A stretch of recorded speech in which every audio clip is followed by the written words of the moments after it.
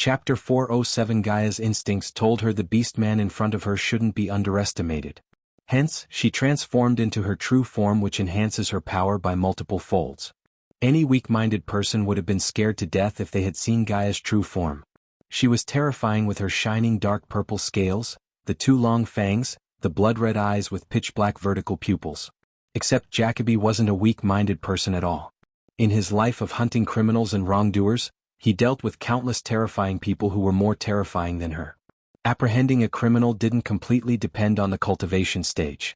If it did, he wouldn't have been able to catch criminals more powerful than him. Hunting was an art and he loved to hunt the predators. Hunting a more powerful prey was always more stimulating. Every hunt required Jacoby to be prepared to the maximum. He was taught not to underestimate the prey because even the weakest prey would become powerful when it was pushed into a corner. He was provided with tools and accessories to hunt even the stronger prey. In addition to tools and accessories, Jacoby had the knowledge of every strength and weakness of all races including Nagas. For instance, Nagas were extremely dangerous in close combat. They would spray their poison to surround themselves. If the foe was trapped within the poisonous cloud, the foe would rapidly lose strength, which would lead to the ultimate death. Poison cloud. Gaia hissed as the thick jade-green poison gas shot out of her mouth. The poisonous cloud surrounded the area within a couple of seconds. However, Jacoby didn't even budge. Gaia noticed the translucent mask on his face which covered his nose and ears completely. Gaia hissed before slithering aside while carefully watching Jacoby. Her vertical pupils were locked on Jacoby. Whoosh! Jacoby suddenly swung the chain in his hand at her. The chain flew towards her, making a sharp ear-piercing sound. She quickly dodged the chain as the chain hit the tree behind her. The poor tree exploded into countless wooden splinters. Both of them were stunned. Gaia was surprised by the speed of the chain while Jacoby was surprised by the speed of her reflex. Poison flame, Gaia dashed at him, breathing dark green flame. The stream of green flame burnt everything it touched to ashes. Jacoby ran as fast as he could from the fire. He wasn't afraid of using the trees to climb and leap to another tree like a monkey. Gaia's aim was perfect, yet Jacoby was able to avoid getting roasted by the flame because of his agility, extreme training, as well as the innate ability he had as a big cat. As a beastman who belonged to the tiger family, he inherited all the abilities of a cat. The green flame torched every single tree that it touched. Soon, a 5-meter radius forest was burned to ashes. Considering there was no canopy above them, the moonlight lightened up the place as though it was a giant chandelier in the sky. Cough, cough, Gaia's green flame finally stopped coming out of her mouth. The next moment she coughed a couple of times. Whoosh! Jacoby immediately swung his chain at Gaia yet again. In a split second, she tilted her head sideways to evade the chain. She was quick enough to avoid the chain, but the chain managed to graze her neck. Her purple scales were scorched by the chain. The scorched scales became darkish black, losing their purple shine. Moreover, she felt excruciating pain. Bang! The chain grew longer in size in the midair and hit the tree behind her. Just like before, the tree exploded into countless pieces. As they were battling, Vidora peeked through the satchel to see what was happening outside. "Look, a giant cat," Iag whispered. Kane shushed her immediately. Bang! Bang! Bang! The two of them continued to battle as the sound of explosions reverberated the forest. Gaia spit balls of poison at Jacoby while he kept swinging his chain. Both of them were at a stalemate. "Fuck, we have to help her." Iag tried to move but only to be stopped by Kane. "No, that beastman has no advantage over her yet. If we reveal ourselves, he would capture us and use us as hostages." Although Kane's words made sense, Iag couldn't stay still and watch Gaia fight alone. She gritted her teeth, feeling a surge of power building within her. "Don't do anything stupid, Iag." Kane's voice became cold and serious. "Iag, he's right, he always is," Sarba said before quickly turning his gaze towards Kane. "Do you have any idea to help her?" "Your poison reserves will soon be empty," Princess Jacoby exclaimed. He sounded like he was amused. The smugness on his face indicated that he enjoys the thrill of hunting. "Shit," Gaia cursed. Jacoby saw she finally stopped breathing flames. He jumped down from the tree with a smirk on his face. He could see her breathing heavily as the shininess on her scales dimmed down, which meant she only had a little bit of arch energy left in her body. As he was walking towards Gaia, she slithered backward. Her vertical pupils became round. "Fuck this, I'm gonna help her." Iag tried to jump out. But Kane and Sarba stopped her from moving. She bit Sarba on the neck in anger. Kane quickly head-butted Iag with enough force to make her let go of Sarba's neck. "It's over, princess. You put up a good fight. Not impressive, but mad. Jacoby grinned for the first time since he came. Gaia looked tired. He saw him coming towards her with his chain swinging in his hand. Rather than throwing the chain at Gaia, he kept walking towards her. Since she was weak and exhausted, he thought he could simply apprehend her without wasting the charge in the chain. After tying a person using the chain, it required 1 month of charging before it could be used again. Jacoby didn't think it was unnecessary to use the chain on Gaia and wait a month. He could use this month of time to hunt another one, the big one, Lucifer. As Iag struggled to jump out of the satchel, Jacoby almost reached Gaia. He stood a few meters away from her with a smirk on his face. Ignitia! Suddenly Gaia shouted, firing an emerald green lightning bolt at Jacoby. Bang! The bolt of lightning was way faster than Jacobus' reflexes. The lightning bolt sent Jacoby flying for several meters before he hit the tree and fell down. His chest armor had a hole in it as he felt excruciating pain. He looked down to see the fur on the palace where the lightning bolt hit and got charcoaled. The smell of burned hair slowly permeated the air. Whoa, that's Ghost's spell. When did she learn that? Sarba was surprised. Ignitia! Ignitia! Ignitia! Ignitia! On the other side, Gaia kept firing bolts of lightning one after another at Jacoby. Several bolts hit him precisely. If it wasn't for his strong physics and the armor, he would have been dead by now. He kept running chaotically. The shininess on her scales came back. He couldn't help cursing at himself when he saw the shininess on her scales return. Obviously, she used some kind of technique to pretend she was exhausted and fooled him. I never wanted to do this, you pushed me. Jacoby growled while running. Shit shit shit, Cain suddenly began to curse. The other two heads were confused, they had no idea what made Cain upset. As far as they could tell, Gaia was kicking Jacobus' butt. However, soon they realized what made Cain upset when they saw Jacoby running towards them. They quickly put their heads back into the satchel. Fuck. Gaia realized what was his plan, but it was too late for her to stop him. With a final leap, Jacoby landed near the satchel.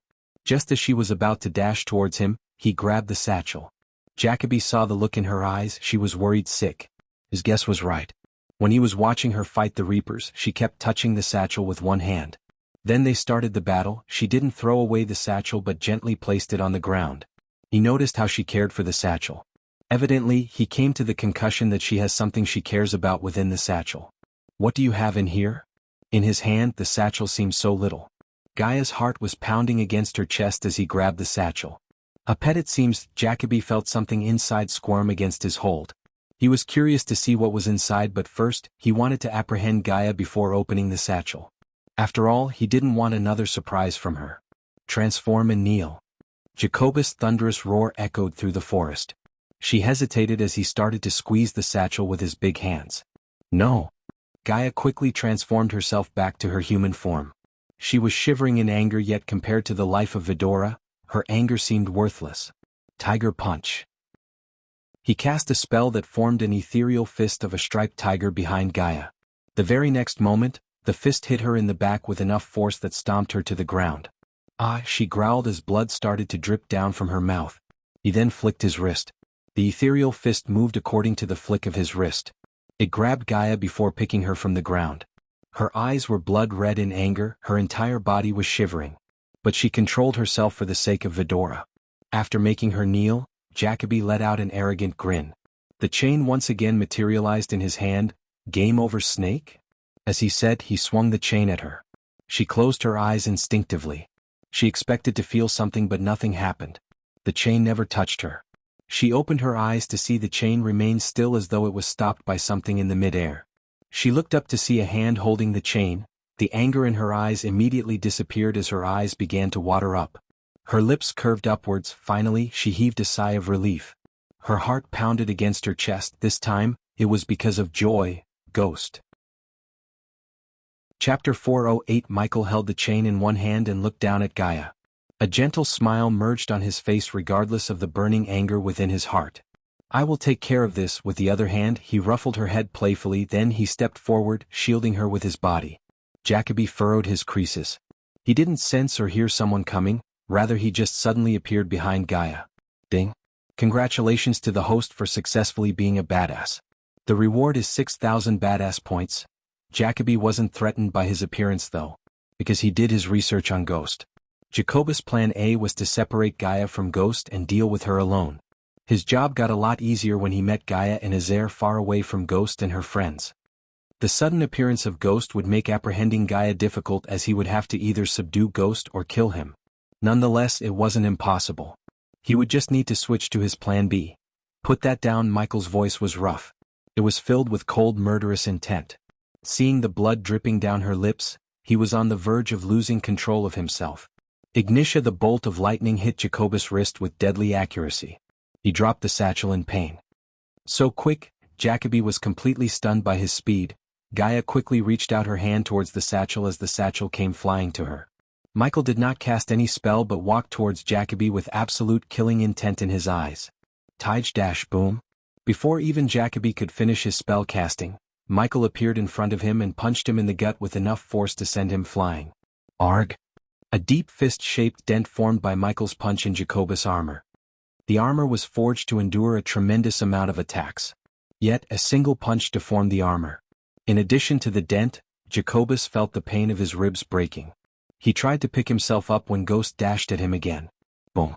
This time Michael kicked Jacoby in the gut. The force of the kick sent Jacoby flying yet again. He hit a tree hard before falling down. Rage Shield. Ignoring the sharp pain in his gut due to the kick, Jacoby cast a defense spell. Immediately a glistening fiery red bubble materialized around him. Without giving Ghost the time to cast another spell, Jacoby jumped up to stand on his feet. He saw Ghost was walking towards him with his fist clenched. Jacoby noticed the half-moon in the sky. The area should be bright but everything around him was darker than it was supposed to be. Tiger Claw. Fist of Justice. Elemental Spikes. Jacoby cast spell after spell.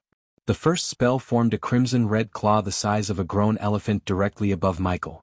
On his side, a fist the same size as the claw materialized. As the name suggests, the elemental spike spell sent sharp spikes made of elements such as fire, ice, earth, and lightning. Boom. Boom. Simultaneously the claw and fist hit Ghost. Jacoby saw Ghost neither move nor evade to avoid the claw and the fist. The force of the attacks created an ash cloud around Ghost, preventing both Gaia and Jacoby from looking at Ghost.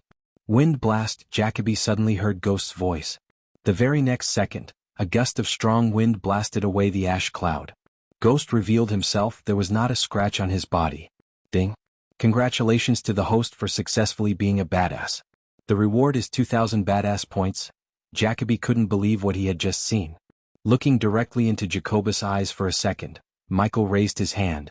Ignitia, Ignitia, Ignitia, Ignitia. Several bolts of lightning shot towards Jacoby. He tried to evade them and he did manage to avoid one, but when he avoided one bolt of lightning, another hit him in the rib cage. The moment of slowness resulted in Jacoby getting bombarded with lightning bolts. Michael focused on his limbs, especially on his legs. Arg! Arg! Arg! Jacoby kept growling. No matter how hard he tried to escape, he simply couldn't. His rage shield was penetrated by the lightning bolts like a hot knife cutting through butter. There was no stopping the lightning bolts. Instead of going for the kill shot, Michael kept barraging Jacoby with lightning bolts. His fury found no bound when he saw Gaia kneeling. Jacoby was just a core-strengthening stage level 2 cultivator.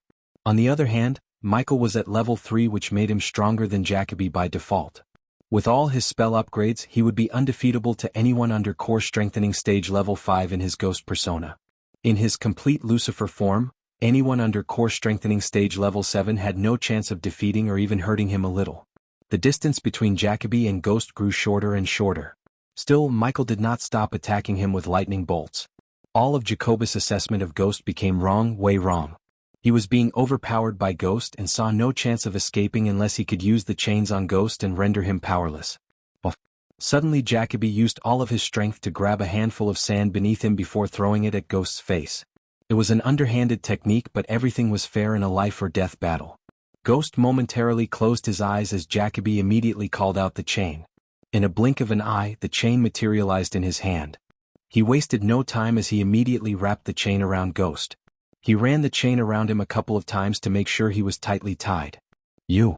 Gaia burned in anger. She was just about to dash at Jacoby when she saw Ghost rip off the chain as though it was a hemp rope. There was no slow motion, no fancy movements, and no dialogues. He just ripped off the chain in a second. Ding! Congratulations to the host for successfully being a badass. The reward is 3,000 badass points. The chain lost its glimmer in his hand. What? Jacoby cried out in shock. Arg? In his momentary shock, he received an elbow to his gut from Ghost. The next moment, Jacoby was being wrapped around by the chain. Pop, pop, pop, pop, pop. Michael grabbed Jacobus' throat and began to punch him in the face with all his strength. The blood spurted out more and more with each punch. The skull of Jacoby began to cave in. The light of life slowly faded away, yet Michael did not even slow down the speed of his punches. He lifted Jacoby from the ground while punching him. In his fury, he was walking towards a tree. Bam! Michael slammed Jacoby against a tree as the large tree shuddered. It lost almost half of its leaves due to the force. One could see Michael's eyes flicker in red. The rage Michael kept within him exploded like a volcano. Even Gaia, who was enjoying the beatdown, began to freak out when she saw Ghost keep punching Jacoby mercilessly. The Ghost she knew before leaving for the Fire Realm would have killed Jacoby by now. However, he just kept going. He even began to miss his punches. Those missed punches landed onto the tree. The tree caved in because of his punches. Arg! The cry didn't come out of Jacoby but from Michael. He was in rage mode. The lingering light in Jacobus' eyes enraged Michael. He wanted to beat Jacoby to death. Because of his rage, he failed to notice the small grenade appear in Jacobus' hands. Human. Gaia, however, noticed the grenade. She shouted, dashing towards Michael. However, it was too late as the bomb exploded with a loud bang. The ear-piercing sound coupled with a bright flash of light disoriented Gaia. She stumbled down. For a few moments, the world around her spinned unstoppingly. Fortunately, the bomb Jacoby used was a stun grenade. While Ghost and Gaia were in a disoriented state, he mustered the leftover strength in his body to run. The first thing he did was chug a healing potion. The punches broke his jaw, but he still managed to drink a healing potion. Obviously, one healing potion was not enough, yet it gave him enough strength to run away. The healing potion he drank was extremely powerful. It was brewed by none other than Ghost himself. He was dashing into the forest, and just when he was about to take off, an invisible energy force blasted him off. Arg! Jacoby growled. He was just a few minutes away from escaping. Only suddenly out of nowhere a gruff voice echoed through the forest. The next moment, a large dragon descended through the canopy and landed directly beside Jacoby. The dragon stomped Jacoby as he spurted out mouth full of blood. I can hit her. Jacoby struggled to breathe under the feet of Nightmare. Jacobus' eyes opened as wide as they could. He began to struggle violently because he saw the dragon's body begin to glow brighter and brighter. It was the indication of the dragon's breath. Whoosh! Jacoby lost his calm composure. When the dragon's breath came out of Nightmare's mouth, he screamed like a scared cat. His scream of agony reverberated the forest. Although he was a core-strengthening stage level 2 cultivator, he was injured by Michael to the point of death. Coupled with that point, Nightmare was able to overpower Jacoby with his core formation level 6 cultivation. His superior physical size and strength gave him an advantage over Jacoby. Finally, the dragon's breath ended Jacobus' life. Chapter 409. The moon was showering the land beneath with its sparkling blue light. The millions of stars generously provided their light, partnering with the moon. Under the two natural light sources, the forest remained in silence. Except for the songs of night crickets and the rustling of flora, there was no sound to be heard. In the scorched area of the forest, Michael and Gaia were standing on opposite sides. They spoke no words for a few minutes. Their eyes were locked onto each other. Either of them had so many things to say to the other. However, no words came out of their mouths, at least from Gaia's mouth. Her eyes watered with a mix of joy and worry. She was afraid of how he might act. After all, she disappeared, leaving a simple letter. Michael noticed her core-strengthening stage level 2 cultivation. Granted, he expected her to become stronger, but at the moment, he couldn't care less about cultivation levels. He was glad and elated to see her back in one piece. Snaky, Michael smiled, breaking the silence between them. Human Gaia just dashed at him as fast as she could, dropping the satchel with Vidora in it on the ground. She came running to him before leaping at him like a tiger. She wrapped her legs around his waist and hugged him with all her might. He returned the favor as he hugged her as tight as he could. Both of them embraced each other without any intention to let the other go. They both missed the warmth of the other. Deep down, both of them yearned for the other one's touch. All of their senses were having a blast. They took in each other's smell, touch, warmth, and embrace to the fullest. Gaia frantically began to shower him with kisses. The stubble beard did not stop her from landing passionate kisses on his cheeks. She cupped his face and kept kissing him without uttering a word. Vidora crawled out of the satchel to see Michael and Gaia locked into passionate kissing. Soon she changed her target from cheeks to his lips. Her kiss was fueled with passion and wild heated love. He could not hold back as he ran his fingers through her hair to grab her by the head. He pulled her closer, flaming the fire of their love. They savored each second of the kiss. Nothing bothered them for long minutes. They forgot about their worries and enjoyed the moment. Gaia pulled Michael towards her with both her hands and legs that wrapped around his waist. While the lovers were enjoying the passionate moment of tenderness, Nightmare's vertically slit pupils became rounded, noticing Vidora in the distance. Immediately Nightmare shrunk himself to the size of a puppy before running towards the three-headed Hydra to welcome them back home. For Nightmare, Cain and Sarba were the little brothers as Iag was a bratty little sister. He loved them dearly and they too loved Nightmare. Iag, Cain, Sarba, Nightmare reached Vidora in a few blinks of an eye. "Hey brother," Sarba greeted Nightmare with a wide grin. Chapter 410 Yes, do that. Michael willed the system to create an invitation for Gaia. He could face the problems thrown at him by others, but it would be difficult to face those problems when he was dealing with a problem within. The third persona problem had to be solved before doing anything. "So your mother is still alive?" Nightmare asked Gaia.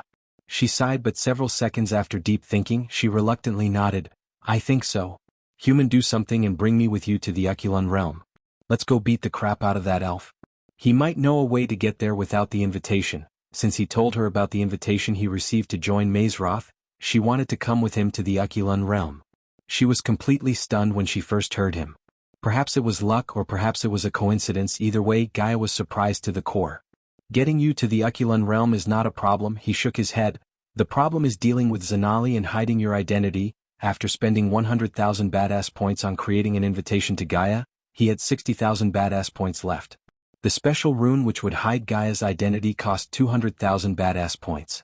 Therefore he needed 140,000 badass points immediately. He could earn that if he remained in Elon and made an appearance in the alchemy competition. However, time was of the essence. The longer he spent in Elon, the more problems would occur. Gaia was not safe anymore. The best way seemed like visiting the Aculon realm with Gaia, finding the dark elf Gaia's mother told her about, trying to find answers and leaving the realm as soon as possible. Chapter 411 Close to avenging Jack's death. "Michael," Gaia said. Countless emotions got stirred up by the word. It had been decades since someone called him Michael. Michael, yet again she called him. She did not let go of him as she still had him locked in her embrace. Michael, again and again she called him by his name until Michael began to chuckle. Okay, he took his head off her shoulder and cupped her head. With a bright grin on his face, he playfully rubbed his nose on her nose before giving her a gentle head-butt. His soft kiss on her forehead warmed her heart. "Still, I like to call you human." As Michael put his arm around her neck, she pinched his cheek. Forgetting all of his problems for a while, he walked around the forest with Gaia. Being with her felt different than being alone. It was like all of his problems became puny when he was with her. Moreover, the bloodlust diminished from his heart. He wondered if Gaia leaving him was the reason for the third persona to appear. "Did I tell you that we have a guardian to interrogate?" "Yeah. Let's go celebrate our special day with good old-fashioned torture," she chuckled. Her reaction made Michael chuckle too. "You are so evil. Are you sure you don't have any alternate personas within you?" "I have, and you will see them after marriage." She sounded like a cartoon villain. Her evil laughter echoed through the forest. Regardless of his problems, he couldn't help laughing with her. It was so funny. On their way back to the underground mansion, they did not fly but just walked, enjoying each other's company. For Michael, it felt like he was taking a walk in the park with his fiancée. All the way to the mansion, he had his arm around her neck while her hand was around his waist. When it came to romantic gestures, Ghost beat Noah every time. Noah's love was spread to multiple girls, but Ghost only loved Gaia.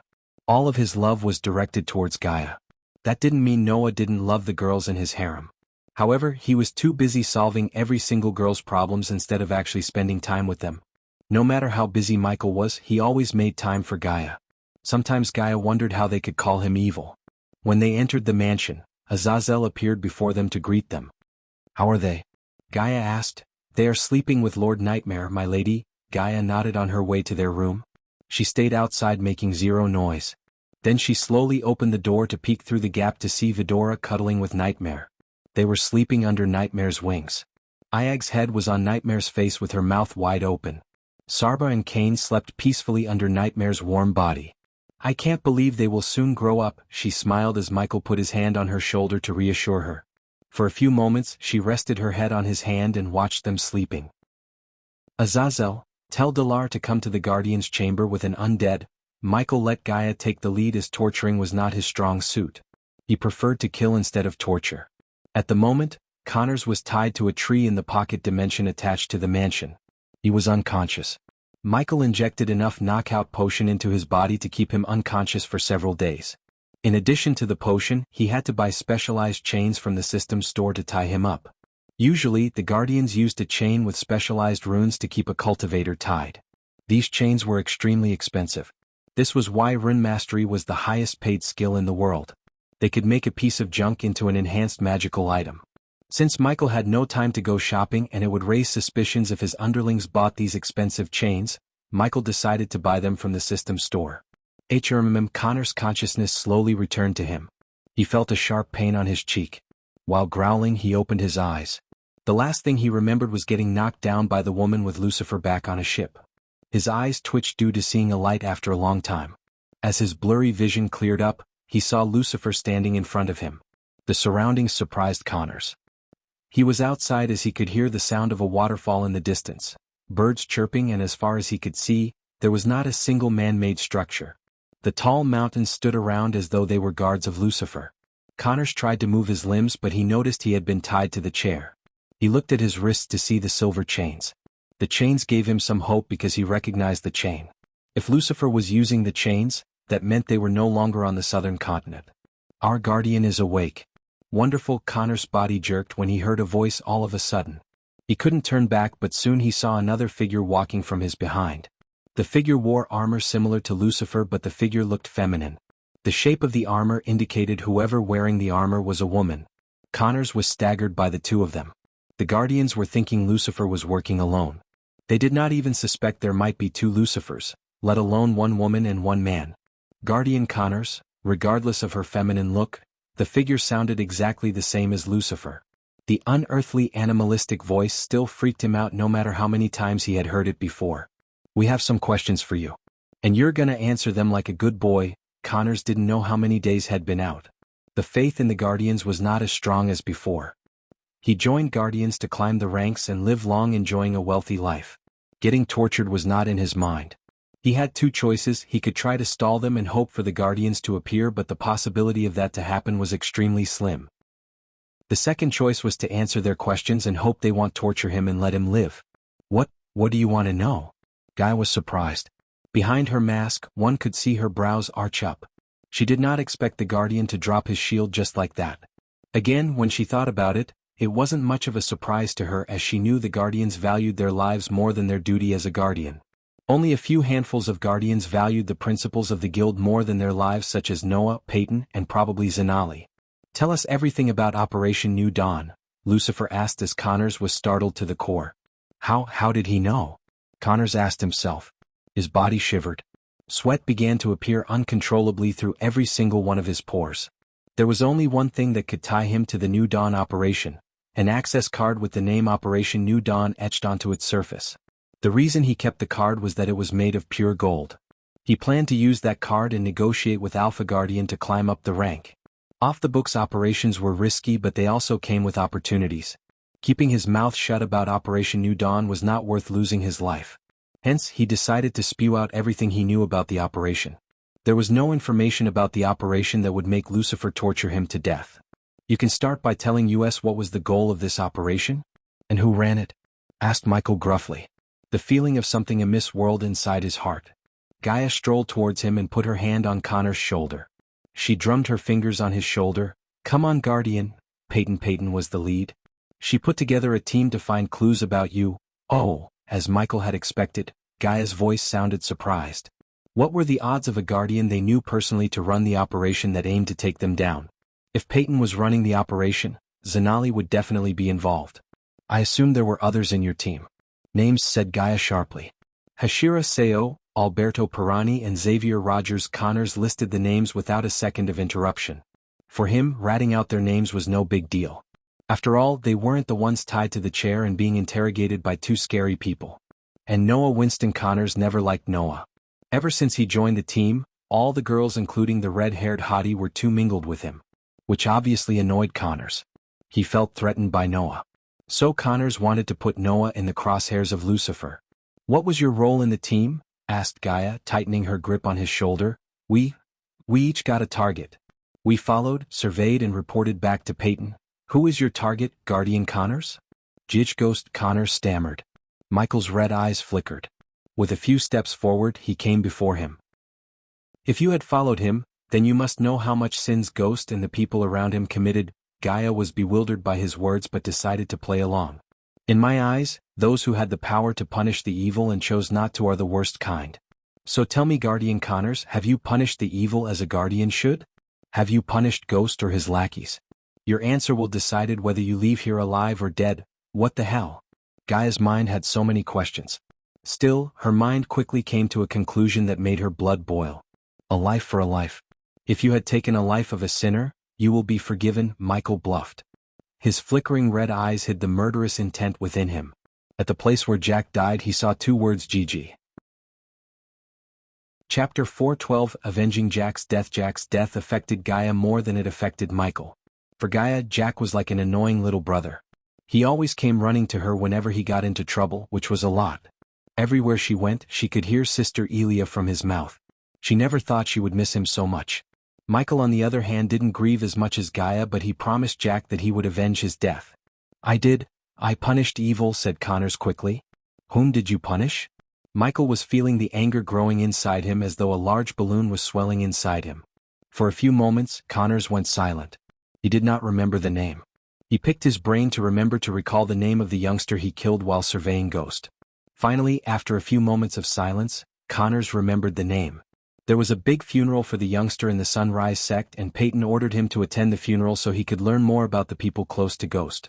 As far as Peyton was concerned, the youngster was killed by a bandit or a group of bandits. Jack. The words barely escaped his mouth. "Jack." Gaia boomed. "You killed Jack?" When she spoke, every syllable trembled with rage. Connors gulped, but no words came out of his mouth. Michael took a step back as she came before Connors. There was no saving Connors, and honestly, there was no point in saving Connors. The feeling of anger building within worried him already. He was focused on controlling his anger while Gaia grabbed Connors' neck. "You killed Jack," she hissed, her voice becoming more animalistic and otherworldly. Connors had gone too far. He killed someone Gaia cared about. Never in a million years she would have cared for a human 18 months ago. After meeting Ghost and joining the sect, she had a family, a real family that cared for her. Although she did not express her fondness to them clearly, she cherished them in her heart. By killing Jack, Connors had crossed the line. "Azazel tells Dalar there is no need for him to come here." Michael used the telepathic connection he shared with Azazel to inform him. Connors was confused by the sudden change in her behavior. One moment she was listening to him calmly from behind, and the next she was radiating immense killing intent. "You foolish." She was so furious that words didn't come out of her mouth. But she raised her leg and kicked Connors in the chest with enough force to send his chair flinging like a kite in the storm. The chain still held him to the chair, but the force of the kick loosened up a bit. Yet, Connors was not in the state to yank the chain to release himself. He felt as if his ribs were cracked by the kick. She flew towards Connors in a blink of an eye to continue her thrashing. Michael did not stop her and did not even think about stopping her. Connors was just a core formation cultivator. Even if he escaped from his chains, there was no escape from Gaia. They had already taken his space ring as well as scanned him for any artifacts that would make him escape. "Arg!" Connors let out a cry as Gaia stomped him on the chest. It seemed like she wasn't going to use any spells to torture him other than her own raw strength. Regardless of the blood spraying out of Connors' mouth, she kept stomping him to the point the chair crumbled to pieces. "Arg!" The furious cry came out of Gaia's mouth as she picked up the chain lying on the ground. Clang, clang, clang, clang. She was beating the crap of Connors with a chain. Every single swing had pure rage. His skin was splitting open and blood came out almost every single part of his body. Then she stopped beating him. She was breathing heavily, not because of exhaustion from beating him but in fury. With a flick of her wrist, a bunch of healing potions appeared in her hand. She squatted down and forced the healing potion down into his throat. The healing potion she used was not enough for Connors to get back to his full strength though. It was just enough to heal his wounds inside and out so he could sustain more beatings. Instead of standing up, she grabbed Connors by his head while squatting beside him and began to punch him in the face and chest furiously. The green grass under Connors turned red. The soil was soaked in blood. His consciousness was drifting away when she forced another healing potion down his throat. It had been 3 hours since she began to beat the hell out of Connors. Michael was standing still and watching Gaia going berserk on him. She got really creative with Connors. She landed punches and kicks on every part of Connors' body. No matter how hard Connors cried, she did not show him a shred of mercy. After the second hour of getting beaten by Gaia, Connors began to beg for death. Michael would have felt pity for any other man but not for Connors. He murdered Jack, who was a naive, innocent guy, in cold blood. The reasons for Connors' actions did not matter to Michael. In fact, he couldn't care less about the reasons. Connors killed Jack, who adored Michael and Gaia. As far as Michael was concerned, Connors deserved this, and so does Peyton, who put together the New Dawn operation, and anyone who knew the truth about Jack's truth. Where the fuck is Delar? Her rageful shout reverberated the entire pocket dimension. Azazel, change of plans, send Delar to me with an undead. Yes, my lord. A few minutes later, Delar appeared in the pocket dimension with an undead. The orc had grown quite a bit as he now stood almost 6 feet 8 inches. In addition to his physical growth, he had also reached core formation level 6. Michael would have been disappointed if the orc didn't break through to the core formation stage, because Michael had provided hundreds of thousands worth of potions and pills to Delar. The undead standing beside Delar was growling. Black gooey liquid oozed out of its mouth and nose as though it was drooling at the blood sprayed from Connors. Except for the missing genitals, the undead zombie had everything of a human. The putrid smell that came from the zombie's grayish skin would have made Michael twitch his nose if it wasn't for the mask. Delar wanted to bow and greet Lucifer, yet his eyes were glued to Gaia mercilessly beating a human. Come here. Gaia thundered yet again. Delar's legs automatically began to walk in her direction. The undead dragged its feet to follow him behind. The next moment, Azazel's ethereal body materialized beside Michael. My lord, Azazel. Michael turned his gaze aside to see Azazel looking at him with a bewildered look on his face. The demon butler was obviously curious to know why Gaia was thrashing Connors instead of interrogating him. He killed Jack, he simply said as Azazel gave him a long nod. Azazel wasn't familiar with Jack, but he knew his death affected Gaia. After he started surveillance, she gave him an order to look out for anyone who might have killed Jack. She asked him to look for clues, although they both knew at that time, it was a long shot. From Nightmare, he heard the full story of Jack as well as everyone from the Sunrise sect. My lady, despite the size and horrifying look that all the orcs had, Delar was freaked out by Dark Queen. She was scarier than Lucifer himself. When Lucifer was training with undeads, by training he meant slaughtering netherils left and right. Lucifer would focus on killing them efficiently, swift and quick. However, Dark Queen was more sadistic. She would rip them apart, beat them to pulp and laugh out loud while killing them. As an orc who grew up with a bunch of violent, bloodthirsty orcs, Delar knew a sadistic, vicious being when he saw one. Gaia was definitely on the top of his list of vicious ones. Delar noticed a bunch of empty vials lying around the poor human who was getting beaten to death. Except for a small piece of tunic covering the human's genitals, there was no cloth on his body. His skin was riddled with scratch marks. It seemed like the Dark Queen was clawing and scratching him with her sharp claws. Make it eat him, said Gaia, gritting her teeth. For a moment, Delar couldn't realize the meaning of her words. Make it eat him, she spoke every word full of rage. Delar saw several healing potions appear in her hand. Now he realized what those empty vials were. Don't let him die. Heal him and make it eat his flesh slow and painful. I want to hear his screams. This was borderline sickening to Michael. Yet he couldn't get himself to stop her. Deep within his heart, he wanted her to continue. At this moment, Michael realized that something really broke within him. He wanted to fix that as soon as possible before he turned into something the Guardians claimed. No, please, no, Connor stuttered only to get a kick to his mouth. His jaw cracked. You murdered someone I really cared about. Your death should satisfy him, Gaia spoke with her grave voice. She then looked up at the sky. Are you seeing this, Jack? Your murderer is suffering. During the following hours, Connor's scream filled the pocket dimension.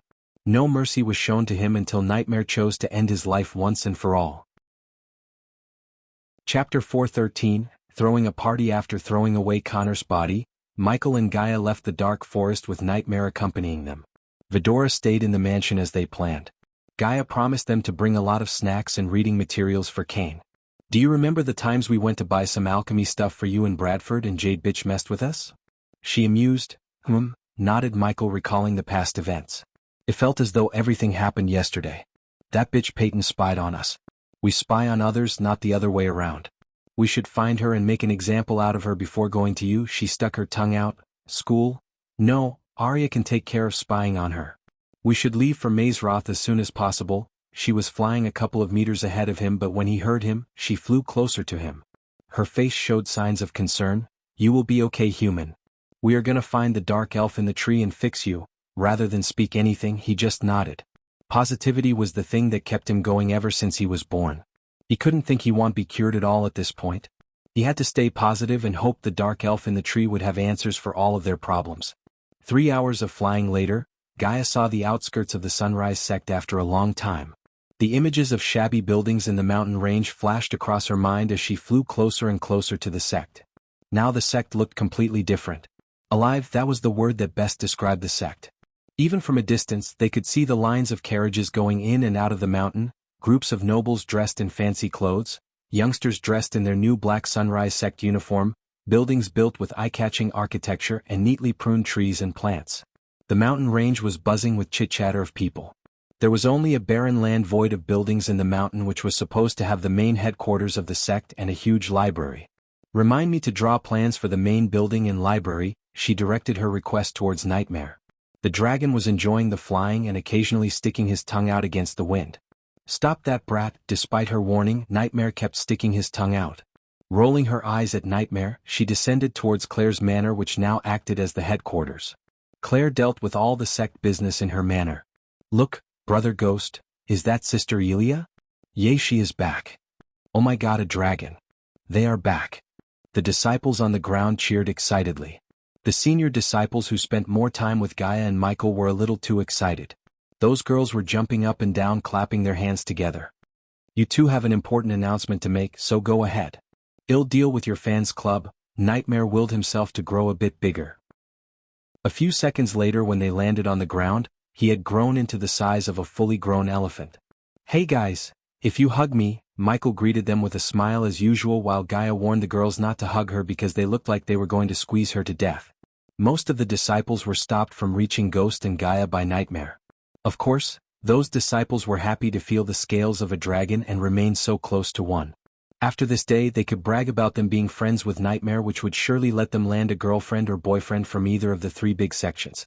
The corridors were lit with mini light bulbs which looked like the miniature version of chandeliers. Many of the lights were switched off or put out by the maids because the sun was rising on the horizon, and soon, the mansion would be filled with natural sunlight. As the narrow corridors opened up to the spacious hall, they saw little Cindy meditating on the sofa. Her eyes abruptly opened as though she sensed their arrival. Sister Elia. Cindy jumped up from the sofa so fast, shouting in her childish voice, Brother? She leaped into the air and flew towards them with her hands wide open. Cindy wished she had bigger arms so she could hug both of them so tight. Gaia caught her in the mid-air. You've grown up.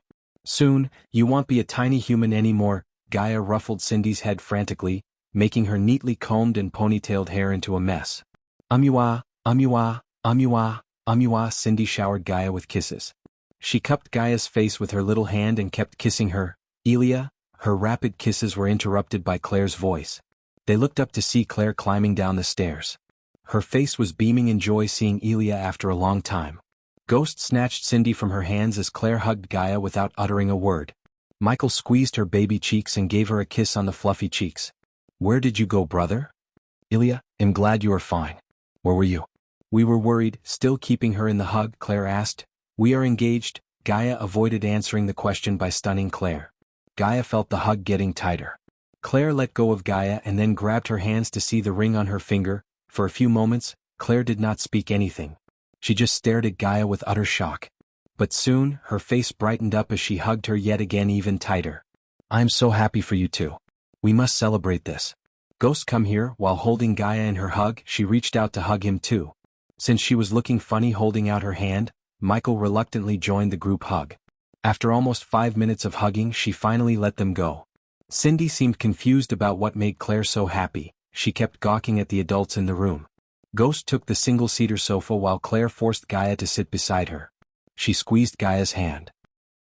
Cindy on the other hand left the hall to play with her friends after giving everyone a loving kiss on their cheeks. You two enjoy your days before leaving for Amazaroth. I'm gonna throw a huge party at Hades. We should invite everyone we know. Usually, Ghost would have rejected Claire's idea. But this seemed to be a good way to get closer to Peyton and place the spy cam on her. Moreover, he could invite many important figures and spy on them too. Mazeroth was connected to Sky Hall, which was more powerful than the great clans themselves. Hence, letting people know that he was connected with Sky Hall through Mazeroth would boost his reputation as well as prevent the powers such as the three big sects from thinking of harming the Sunrise sect. Even the Guardians might think twice before messing with him in the future if he was connected with Sky Hall. Granted, Sky Hall could be more dangerous to him than the Guardian Guild. It didn't stop Michael from turning the invitation into an opportunity and a platform to spread his influence. We should do it, Ghost. Gaia agreed with Claire. Somehow Michael felt as Gaia also planned to use the party as a way to get closer to Peyton. Like it or not, you are a king now. And a king needs connections. Parties like these will get you just that. Claire was used to the wisdom of Gaia when it comes to managing. Be that it was managing the sect or the restaurant, she always had the best plans in her mind. Claire lost the count of times Gaia helped her with the problems in the sect. Besides, it had been so long since I ate Raylene's cooking. Gaia licked her lips. The fury in her eyes about Jack's death slowly disappeared after meeting Cindy and Claire. By the way, where is your grandpa, Claire? Asked Gaia as the brightness in Claire's face slowly dimmed down. She sighed. Ever since he came back, he's spending all his time in the Royal Land Library. You know, I do want to find Mom and break the curse permanently. When he told me everything, I wanted to go to R myself and search for Mom. What changed? Asked Gaia. She knew the pain Claire is going through.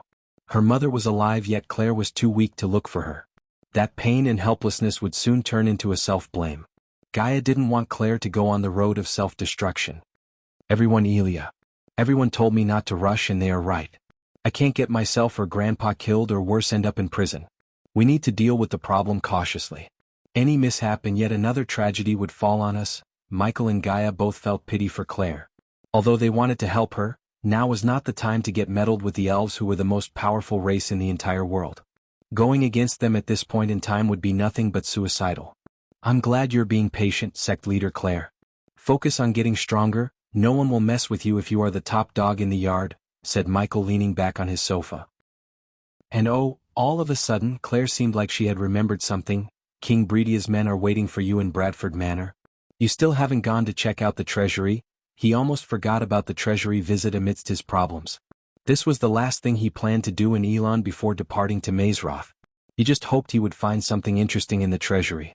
Little did he know, he is going to find something that would make him the most dangerous man in the world. Chapter 4:14. Like taking candy from a baby, the kingdom of Bredia is a little country with a population of almost 300,000 people, including a small population of beastmen. Bordered by a river to the north, a small sea to the south, a bamboo forest to the east, and woodlands to the west, the country of Bredia mainly thrived in wood production, mining, and foreign trade as well as tourism. The country's landscape was cheerful. Impressive architecture, jade green fields and green open fields were just a sliver of the elegance Bredia had to offer, which was why the country was treasured among foreigners. The people of Bredia were neighborly towards foreigners and tended to welcome them with open arms. They felt foreigners could fortify the country's well-being. Bredia had moderate laws and law enforcement, which was expected in their circumstances. The people were troubled by the growing bandit problems, as Bredia had a lot of forest that had been used by the bandits to hide. The kingdom was divided into 3 baronies: Bradford, Whiteridge, and Sarton, on top of the capital where the king resides. After the tournament, 3 baronies were reduced to 2 as Bradford became a kingdom itself under Ghost. There was visible tension among the people after what happened in the tournament. Many criticized King Bredia for letting go of Bradford, while some sympathized with the king. Instead of carriages suited for the king, Michael decided to fly to the capital along with the group of escorts King Bredia sent. The 1/3 of the army King Bredia agreed to give him had just reached Bradford and were making themselves at home. It would take at least a couple of weeks for them to relocate their families, according to Gaia. It was Gaia's idea to relocate the soldiers' families to Bradford. She was already having a meeting with Elder Sandra to discuss the financial side of things needed for relocation. The plus side of this was Bradford had so many empty lands which could be used to build new homes. The downside was it would take some time before finishing all the new homes required. According to Gaia, until the soldiers completely sever their ties with Bredia, Their loyalty would remain to King Breedia instead of Ghost and her. It made sense to Michael, hence he went with her plan. After all, she had more knowledge and experience in ruling than him. She was so excited as he had never seen Gaia act so excited. "We have so much work to do. How long will this take?" asked Gaia while flying towards the capital of Breedia. The 5 of the escorts flying in front of them had 3 armed soldiers who seemed to be the royal guards, and one of the remaining 2 was an old man in his 70s while the other was a middle-aged man dressed in crimson-red robes. The 2 of them were visibly surprised. They didn't expect the king and his girlfriend would travel to another place, a place that viewed them as enemies without any soldiers or bodyguards. Obviously, Ghost was powerful, but not that powerful to escape the wrath of an entire country if they chose to attack him. After almost 3 hours of flying, the outskirts of the capital began to come into their view. The city was surrounded by a city wall made of granite stones. Golden paddy fields blanketed the land outside of the city walls, creating beautiful scenery. While flying forwards, the 2 men without wearing the metal armor drew some signs in the air as golden runes materialized before them. The golden runes flew towards the city before fading away. Then nothing happened. They just continued their journey towards the castle that remained tall and majestic at the end of the city. The castle of Breedia wasn't as majestic as the castle of House Kane. In fact, it was not even fair for this castle to be compared with House Kane. Still, the castle was elegant. 10 slim, round towers that looked as though they were piercing the sky were the first they saw of this castle and were connected by giant, firm walls made of white stone contrary to the blackish granite stone city wall. Tall, wide windows were scattered generously around the walls in seemingly perfect symmetry, along with symmetric holes for archers and artillery. A moderate gate with hefty metal doors, a regular bridge and various artillery equipment guarded the only passage into the castle built upon a mountain top. But it was not the only way in, which fortunately only very few know. Since they were flying, they had no need of going through the main gate and the guards. As they were flying towards the castle, they noticed the various large houses scattered outside the castle gates. Surprisingly, the rich were comfortable with living outside the gates as well. This castle showed signs of expansion as some parts were clearly built more recently than others. The inhabitants were already working on another part and hoped to keep expanding. Many children playing on the paved pathways looked up at them with their hands waving. Many nobles failed to notice them, but Michael noticed the several groups of people gathered on the streets with labels and signboards. If he had to guess, he would say they were waiting for him, not to welcome but to show their disapproval. "Poor people," he chuckled Gaia looking at the protesters. They seemed clueless, which amused Gaia. She couldn't care less about what these Breedians think. Michael noticed the 2 men show their objection to her laughter by frowning. Yet they knew better to open their mouths. One of the tall towers had a metal door that glowed before opening. Through the tower, they flew down into the throne hall where he saw a young girl in a sparkling blue dress that screamed princess. When Michael and Gaia landed in the middle of the throne hall, she turned back. Immediately the gentle smile on her face disappeared. Instead, a rather cold and murderous look appeared on her face. If one had an acute sense of hearing, they could hear her teeth grinding against each other and the rising beats of her heart. "Your Royal Highness." The 5 of them bowed towards her in unison while Gaia was busy scratching her ear. She did not even look at the princess. Michael, on the other hand, remained calm and cool as usual. "Humph," Princess Catherine snickered as she walked forward gracefully. "Where is the treasury?" asked Gaia looking around the throne hall. She wasn't impressed by the throne hall, not even a bit. Neither the modest braziers that enclosed each of the 14 alabaster columns light up the entire throne hall and engulf everything in a flickering radiance, nor did the lilac rugs split the entire hall in half from the doors to the throne, while swallowtail banners with emblazoned tassels the walls impressed the Princess of Nagaland. She looked at the grand throne of bronze sitting atop a tall elevated platform quite a distance behind the princess. The throne was covered in hundreds of elaborate patterns, and fixed on each of the rather slim feet is a gemmed symbolic emblem. The fluffy pillows were a light lilac, and these too had been adorned with ornate quilting. Currently, the throne was empty as the king was nowhere to be seen. "The treasury will be the first place thieves would look for," the princess coldly said, shocking the men behind her. "Yeah, we hate thieves too." Michael let Gaia deal with the princess. It was funny to see Gaia talk to the princess with a serious face while she was obviously fanning Catherine's anger flames for fun. "Is that so?" Catherine gritted her teeth. "If you don't mind, lead the way please, princess. We have things to do, like ruling a kingdom," Gaia spoke, waving her hands. "Humph, follow me." Yet again the princess snickered before turning back. She then began to walk towards a silver door guarded by a fully armored soldier who stood 7 foot tall. The soldier stomped the ground with his leg as the silver door slid open to reveal the pathway lit with golden chandeliers. Only their steps could be heard as no one uttered any word. The 5 men who escorted Michael here remained silent while following them behind. La la la la, to-do. To-do, la la la la. Michael tried not to chuckle hearing Gaia singing. He didn't know the lyrics but enjoyed her funny gibberish. It seemed as though Gaia was trying to piss off Catherine. Ta-da-do, do-do-do-do. To-to-do ta-da-do, do-do-do-do. To-to-do ta-da-do, do-do-do-do. To-to-do ta-da-do, do-do-do-do. To-to-do ta-da-do, do-do-do-do. To-to-do. After hearing the same gibberish again and again for almost 15 minutes, Catherine couldn't hold back anymore. Will you please shut up? Nope. Hey Ghost, remind me to invite the Winstons to the party. I already sent the invites, said Michael. Leave them alone. They are good people. Catherine almost lost her composure. She did not want people like Ghost to get close to the Winstons, especially after what he did to Andrews and her. We're good people. If not for us, somebody would have been under 6 feet by now, said Gaia. The others felt the situation getting tensed up by the second. They just wanted to get this done before the 2 girls try to kill each other. When the time comes, Andrews will settle his debt, Catherine said firmly. Let us pick one more thing from the treasury and we'll call it even. We will forget about saving his butt at that time forever. How about that, princess? Are you willing to settle your sweetheart's debt? You're Roy. The 2 unarmored men immediately tried to stop the princess, but it was too late as Catherine stopped them with a wave of her hand.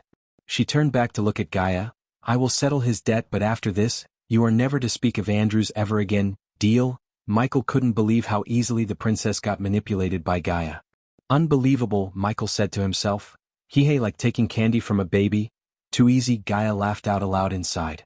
The princess was unbelievably easy to manipulate. Gaia almost felt bad for not asking for a couple of more items instead of asking for only one more. Chapter 415 Army of Undead. Lord Delar. Delar was busy poking a severed head on his table when he heard a voice. He didn't have to turn back because he knew who it was, an apprentice he never wanted in the first place but got impressed by the knowledge he possessed about the undeads. Jonah. Jonah was dragging a dead body that reeked of putrid smell into Delar's workshop. The workshop was a spacious hall, yet there was no empty space. Every nook and cranny had something. The wooden racks were lined up against the walls.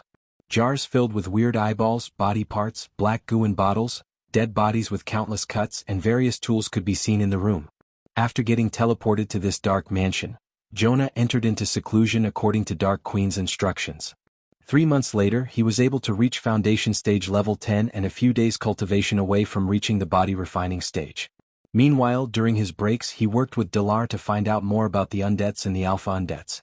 Their combined knowledge of undeads enabled them to come up with the most efficient way to kill the undeads. They were just a few days away from finishing the tests and let the Dark Lord and the Dark Queen know about the breakthrough. This was only a side project though. The main project assigned to Delar by the Dark Lord was to summon more powerful netherals from the Nether Realm. In addition to more powerful netherals, he tasked Delar to find a way to summon more netherals at a time. Since Delar reached level 7 of core formation and got proficient in summoning, he was able to summon 50 netherals at body strengthening stage level 9 at a time. If it wasn't for the Dark Lord's order to stop summoning more netherals than they could fit in the combat hall next door, they would have had an army of netherals.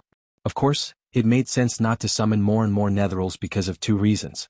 1, they had no place for the undead army. If they let the undeads roam around in Dark Forest, the Guardians would definitely sense the undead presence. 2nd, Delar could only bound 150 undeads using the Book of Netherals.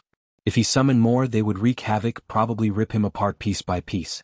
The 2nd reason led to his current experimentation with alpha undeads. The alpha undeads Michael encountered on the Undead Island had a certain level of sentience. They controlled the undeads just as Delar without any Book of Netherals. I hope this one don't end up like the last one, Jonah sighed. The body he was dragging was an alpha. The Dark Lord gave them a potion that paralyzed the undead as well as knocked them out unconscious. Delar and Jonah killed 3 alpha undeads in their experiment. They still had 2 more alpha undeads, and after that, they would have to ask the Dark Lord to capture more alpha undeads if there were any on the Undead Island. I'm close, I can feel it. I just need to figure out the telepathic signals produced by the brain of an alpha. If I could pinpoint the signals and mimic the signals somehow, I can control the undeads like an alpha, Delar explained while poking the head of the alpha on the table. The room was dark and gloomy. Only a couple of luminous mushrooms attached to the ceiling were their light source. The faint blue light produced by the mushrooms was barely enough to see where something was at. The alpha undeads were apparently sensitive to bright light including sunlight. Any kind of bright light would be harmful to the alpha. The light sensitivity was not enough to kill an alpha, but it was enough to disorient them by burning their skin. So where is the Dark Lord and the Dark Queen? I haven't even seen the floating butler. It's Azazel. What? Asked Jonah. The floating butler, his name is Azazel. Boom. The head situated, getting poked by Dalar, suddenly exploded into bits and pieces. Jonah dashed aside to avoid the brain matter, yet he couldn't avoid them completely. Fuck. Dalar cursed as he punched the table with his big fist. Why the fuck can't I pinpoint the signals? At the moment, Ghost, Gaia, Catherine, and the 5 men were in front of the metal door with intricate symbols. The door stood almost 10 feet tall and 6 feet wide. The sheer size of the vault made Michael and Gaia excited to see the inside. Catherine placed her right hand on the silver door. Catherine Vince let Breedia. After Catherine spoke, the ground beneath them lightly shivered as they heard a heavy rumbling noise from the other side of the door. Soon, the thousands of weird symbols on the door sparkled. A few seconds later, the door gently opened itself to reveal the treasury. However, when the door opened completely, Michael was disappointed, to say the least, as he saw nothing but a dimly lit hall with several wooden racks. This is underwhelming, Gaia sighed. As a princess, she had some idea where they would have stored all the wealth, but she expected at least a few million worths of gems and gold coins. This is the treasury? Asked Michael, creasing his brows. Of course it is. So according to the agreement and my word, you can pick any 2 things from here. Catherine seemed to be enjoying their disappointment. They were not idiots to keep all of their wealth in a single place where security was an issue. Like most of the kingdoms in Elon and Azair, they kept their wealth in Grand Spire Bank vaults. Grand Spire Bank was the safest place to keep wealth and precious items. It was like the Gringotts of this world. Instead of goblins, Grand Spire was run by elves and dwarves. A few days ago, when the king returned to the capital, he transferred all the remaining wealth in the treasury to the Grand Spire Bank branch in Breedia with the help of the Adventurer Guild. Only items that were identified by the scholars and deemed as junk remained in the treasury. Michael had already took a huge chunk of Kingdom Breedia from the king, so he did not feel any murderous anger towards the king. After all, in time, everything in this world would belong to him. He stepped into a dimly lit hall with the hopes of at least finding something interesting. System, scan everything in the room and let me know if you find something interesting. That will cost you 5,000 badass points. The system began to scan the entire hall. Gaia wanted to beat the crap out of the princess. Controlling her impulse to do so, she looked through the items in the wooden rack. I pity the people of Bradford. Catherine was unable to keep her mouth shut, recalling what happened at the tournament. Her father had never been ashamed like that ever before in his life. Granted, she knew it was partially her fault for what happened. Still, she hated Ghost as he almost killed Andrews and took a huge chunk of land from them. Shove that pity up your ass, Gaia mumbled in just enough voice for the princess to hear her, but not too loud. What did you say? I said thank you. The 5 men behind the princess wanted this to be over as soon as possible before the situation escalated into a fight. They could see Catherine clenching her fist, looking at the back of the girl. The girl, on the other hand, was more focused on rummaging through the items on the rack. What is this? Gaia took an old parchment covered in dust. The parchment looked as though no one touched it for at least a couple of decades. She opened up the parchment to see a blueprint for a carriage. Seriously? She placed the spell back on the rack with enough for it to make a thud sound. System has found only one item that could interest the host. What? Only one? Michael asked the system in his mind. Yes. All the other items are mediocre at best and most of them are just junk. Where is that item you found? The system pointed to the item using the environmental scanning map as Michael made his way toward the item. One of the racks in front of him had countless parchments and other weird-looking objects covered in dust. He shoved all the objects aside to pick up a rusty old metal box. It was small as it fit in his palm. The rust covered the symbols on the surface, preventing anyone from recognizing the symbols. What the hell is this? It was a portal opener. Now it's just a rusty old box. Only the system can make the box work again. For a price? No shit. Catherine noticed the rusty old box in his hand. She used to play with that box when she was little. Her grandfather bought the item in an auction in our continent. He believed it held some heaven-defying secrets, yet after trying to unlock its secret for decades, he realized the box was nothing but just a metal box. Portal opener, huh? So can I open portals anywhere using this? This portal opener can open a portal to only one place. After fixing the place, the host will be unable to change the portal location. A smile emerged on his face. How much for repairing this? 15,000 badass points. He didn't order the system to repair the box at this moment. He turned back to see the princess staring at him. Do you know what this is, Princess Catherine? Am not your personal scholar, Catherine coldly replied. Gaia clenched her fist as she felt like knocking Catherine's teeth out of her mouth. He'll take this. Only Gaia noticed the glint of excitement in his eyes. Except for Michael, no one had an idea he was holding a power that could change the world forever. Where does the host want the box to open a portal? The system sounded rather curious. Nether Realm. Chapter 416 Army of Undead 2-inch Lord Dalar, the Dark Lord and the Dark Queen are back inside Dalar's workshop. Jonah informed Dalar about the arrival of the Dark Lord and the Dark Queen. The workshop was a mess because after killing the last alpha undead they had, Dalar went crazy as he started to punch everything he could in the room. Jonah could not stop him as he barely survived the crazy orc. Jonah could still vividly see the orc running around crazy. He kept screaming, "I was so close," sigh, Dalar sighed. The orc was looking at the severed head on the table. Among all the things in the room, that head was the only thing that survived Dalar's wrath. Lord Dalar, out of nowhere, Azazel materialized in the room just a couple of inches away from Jonah. Eek. Jonah jumped in shock. He almost had a heart attack. Azazel's mouth opened, but when he saw the mess, he closed his mouth. He looked around for a couple of seconds before speaking again. Lord Dalar, you've been summoned by Lord Lucifer and the Dark Queen. Azazel then turned his gaze towards Jonah, who looked pale as he was terrified of the Dark Lord and the Dark Queen. You're too, Lord Jonah. Azazel flew through the walls as though there were no walls in the room. A few seconds after Azazel left the room, Jonah talked. Lord Dalar, we shouldn't keep them waiting. Let's go, Dalar sighed again. You're right, both of them walked out of the room. Just before shutting the door closed, Dalar took one last look at the mess. The throne hall of the mansion was not very brightly lit. The chandeliers produced just enough light to make everything visible, and at the same time, it gave a gloomy feeling to the throne hall. After all, he was the Dark Lord and he shouldn't be sitting in a bright place. Instead of one throne as before, Dalar saw two thrones on the elevated platform where he saw the Dark Lord and the Dark Queen waiting for them. Azazel remained beside the Dark Lord on the elevated platform. Dalar and Jonah couldn't help thinking Azazel informed the Dark Lord and Dark Queen about the mess. They didn't know about the spy cam in their workshop. Azazel witnessed everything from the surveillance room and just pretended to be seeing the mess for the first time. Dark Lord Lucifer, Dark Queen Jonah and Dalar knelt on the floor obediently. Rise, Dark Queen's cold voice echoed through the hall. How is your experiment going on, Dalar? His voice sounded calm. If he was mad about the mess they made, he sure didn't show it in his voice. Dark Lord, Dalar stuttered. He tried to tell the Dark Lord about his failure when Jonah surprisingly intervened. We found out some valuable information about the Alpha Undead, Dark Lord. Do tell, Michael asked. He was amused by Jonah's sudden courage. Whenever he came to the mansion, Jonah purposely hid himself pretending to be cultivating. Since Michael had no use for Jonah other than being an apprentice to Dalar, he didn't talk much with Jonah. Dalar growled after Jonah intervened. The orc hated the human for trying to help him. The last thing Dalar wanted was a human to help him in a situation such as this. It was embarrassing. Teaching him a few things because he was helpful was another thing, but getting saved by him was not cool as far as Dalar was concerned. The Alpha Undeads, they are extremely sensitive to sunlight or any bright light.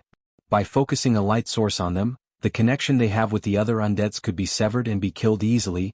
This wasn't a shocking reveal per se, as Michael already knew about the Alpha Undead's vulnerability to sunlight. When he fought them, they always moved under the shade of the trees. The stormy clouds at that time prevented the sunlight from completely falling on the Alphas. Michael was expecting the results of Dalar's other experiment. The experiment of controlling the Alphas. The last time when Michael asked the system about controlling the Alphas, the system informed him that its level was too low. Since he upgraded the system, he decided to try again. Jonah, what you two apparently found is completely useless. Without an army of undead to control, the Alphas are easy prey. Especially for the cultivators. They could kill them with a single spell.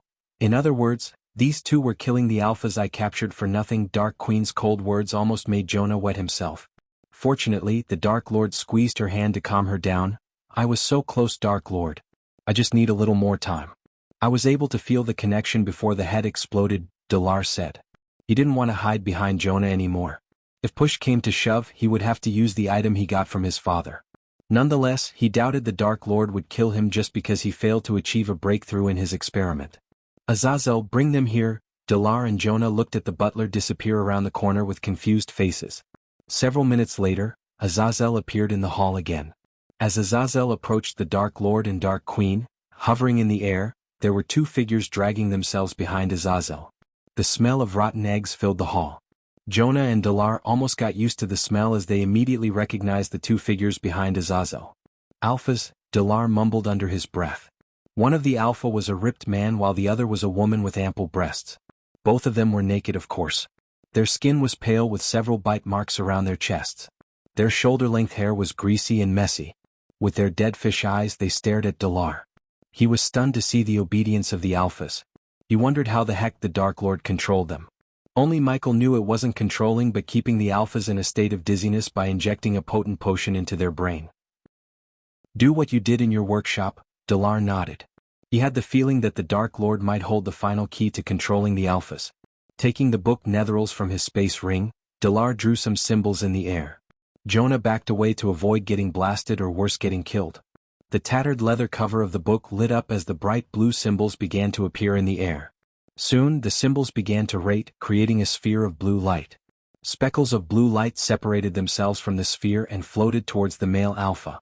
Then the blue light slowly protruded into its mind. System, are you seeing this? Michael asked the system. His X-ray vision enabled him to see the energy spectrum between Dalar and the alphas.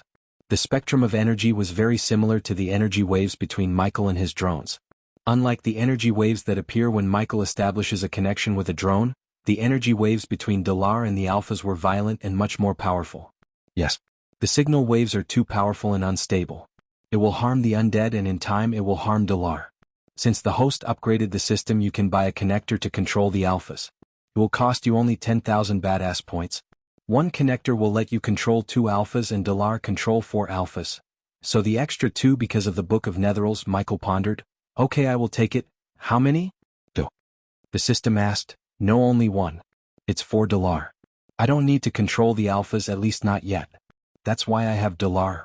Warning. Dalar is still not a subordinate. The system strongly advised against giving Dalar the connector. His vision became red as the system warning screen appeared in front of him. He has a spy cam on him, remember? If he tries to mess with me, the spider will inject potent poison into him. Plus, if he wants to escape, he needs to go through the forest filled with deadly fear toxin.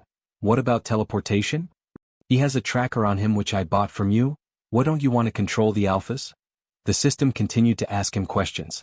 It was not completely concerned about Michael's safety. Rather, it wanted to sell 2 connectors. First, I'm going to Mazeroth. Second, the more things I control, the more the strain on my brain. By controlling Dalar, I can control the alphas. By controlling alphas, I will control the undead army. When Michael was trying to control countless spycam with his mind, the system warned him about the drawbacks of controlling too many things with his brain. Hence, he connected the feeds to the mirrors and gave control of all the spycams and drones to Azazel while he only established connections with them when needed. This way his brain had way less strain. Third, I have 40,000 badass points remaining. I need to have as much points as I can when I go to Mazeroth. The system went silent for a couple of moments. One connector coming up. The connector was a 3-inch long 2-inch wide paper-thin card with countless micro-symbols etched into it. It vaguely resembled the chip in his forearm which connected the APD with his body. Whenever he needs a potion, he just needs to establish a connection with the APD and it would inject the potion into his bloodstream. Alternatively, the APD could also automatically inject potions into his body in case he lost consciousness and needed a healing potion, for instance. Stop. When Michael closed the system interface, the time slowing down effect disappeared as he ordered Dalar to stop before he killed the alpha. Dalar quickly stopped the ritual. In a blink of an eye, the Dark Lord appeared in front of him. For a moment, Dalar thought he was going to die. Instead, the Dark Lord just gently slapped the back of his neck. He suddenly felt a bolt of electricity running through his spine. Dalar touched the back of his neck and felt something on his neck. Now perform the ritual. Dalar was confused, but he obeyed the order given to him. As before, the ritual started with a blue sphere and everything continued perfectly. A few minutes after, Jonah stepped aside because Dalar reached the point where the alpha's head would explode. However, that did not happen. The blue sphere gradually disappeared as the cold dead eyes of the alpha shone in red. I can feel the connection, Dalar mumbled. Chapter 417 Army of Undead Idalar was flabbergasted. His entire body shivered looking at the Alpha. It was not a connection that enabled Dalar to control the Alpha like a robot. Rather, the connection enabled Dalar to give telepathic orders to the Alpha. With the Alpha's limited intelligence, it would do its absolute best to complete the order. That's how you do it. Michael gave a pat on Dalar's back. He was more excited than Dalar. Come, we have an army to summon, said Michael calmly. Gaia came to stand at his side with the others. A bright light flashed across the hall the next moment and everyone disappeared from the hall except Azazel. The sudden flash of light made Jonah tightly shut his eyes. When he opened them again he was standing in a familiar place. From one gloomy place to another. The empty hall was dimly lit with torches. The walls and the floor was made of marble which reflected the light produced by the torches and lit the place orange. The crypt was empty since all the pirates were teleported back to Cory's Witch Island where they joined Maxina's crew. The crew along with Gibson were working on fixing the old Bertha. After they found out her keel was broken in the middle, they suggested he let the ship go as there was no way to fix the keel. What was the point of having a system if he couldn't find a fix to a simple thing such as fixing the keel? The system sold him something that looked like white clay and instructed him to apply the clay to the heel. Since he had minions to do that, he gave the clay to them. Surprisingly for the crew, when they applied the clay, it mended the broken heel, healing old Bertha. Dalar had no idea about this place. It was spacious enough to fit hundreds of people. Dalar wondered why he brought them to this empty place. You can control 4 alphas. When you achieve proficiency in controlling them, I will grant you the ability to control more alphas. Granted, controlling more alphas would take a toll on the brain. Hence, Michael gave the task to Dalar on top of Dalar's ability to control more alphas at the same time than him because of the Book of Netherals. However, the limit was not 4. As a core formation cultivator, Dalar would be able to control at least 10 alphas. According to Jonah's research, 1 alpha could control 80 undead. Alpha undeads were extremely rare. They were created by the energy signals leaked from the Hydra egg.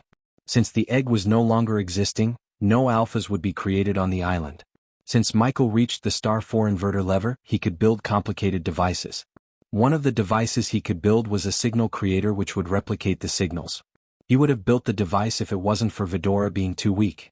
The device required Vidora to be at least core formation level, so the signals produced by Vidora would be powerful enough to create alpha undeads.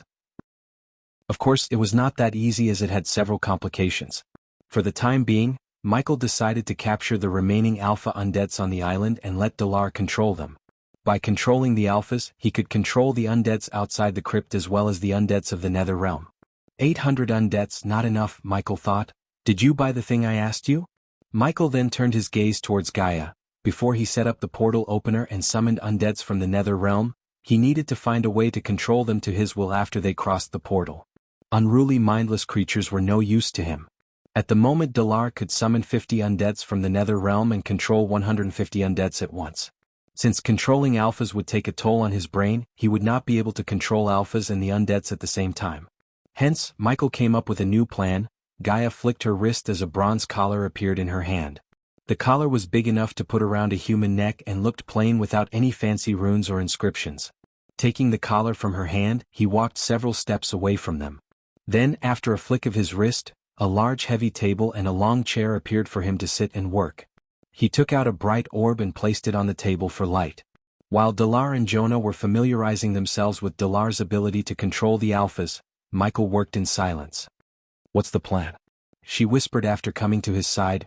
Why did you want me to buy a slave collar? To control the undeads who are going to walk out of the portal we are about to open. When Michael first told her that the rusty old box could open up a portal to another realm, she couldn't believe it. But she soon came to agree with him as she had seen him perform so many miracles. The moment he said undead army, she was on board with his plan. There was no loyalty or wage problem with an undead army. Therefore, maintaining an undead army was a breeze if they could control them. How are you going to do that?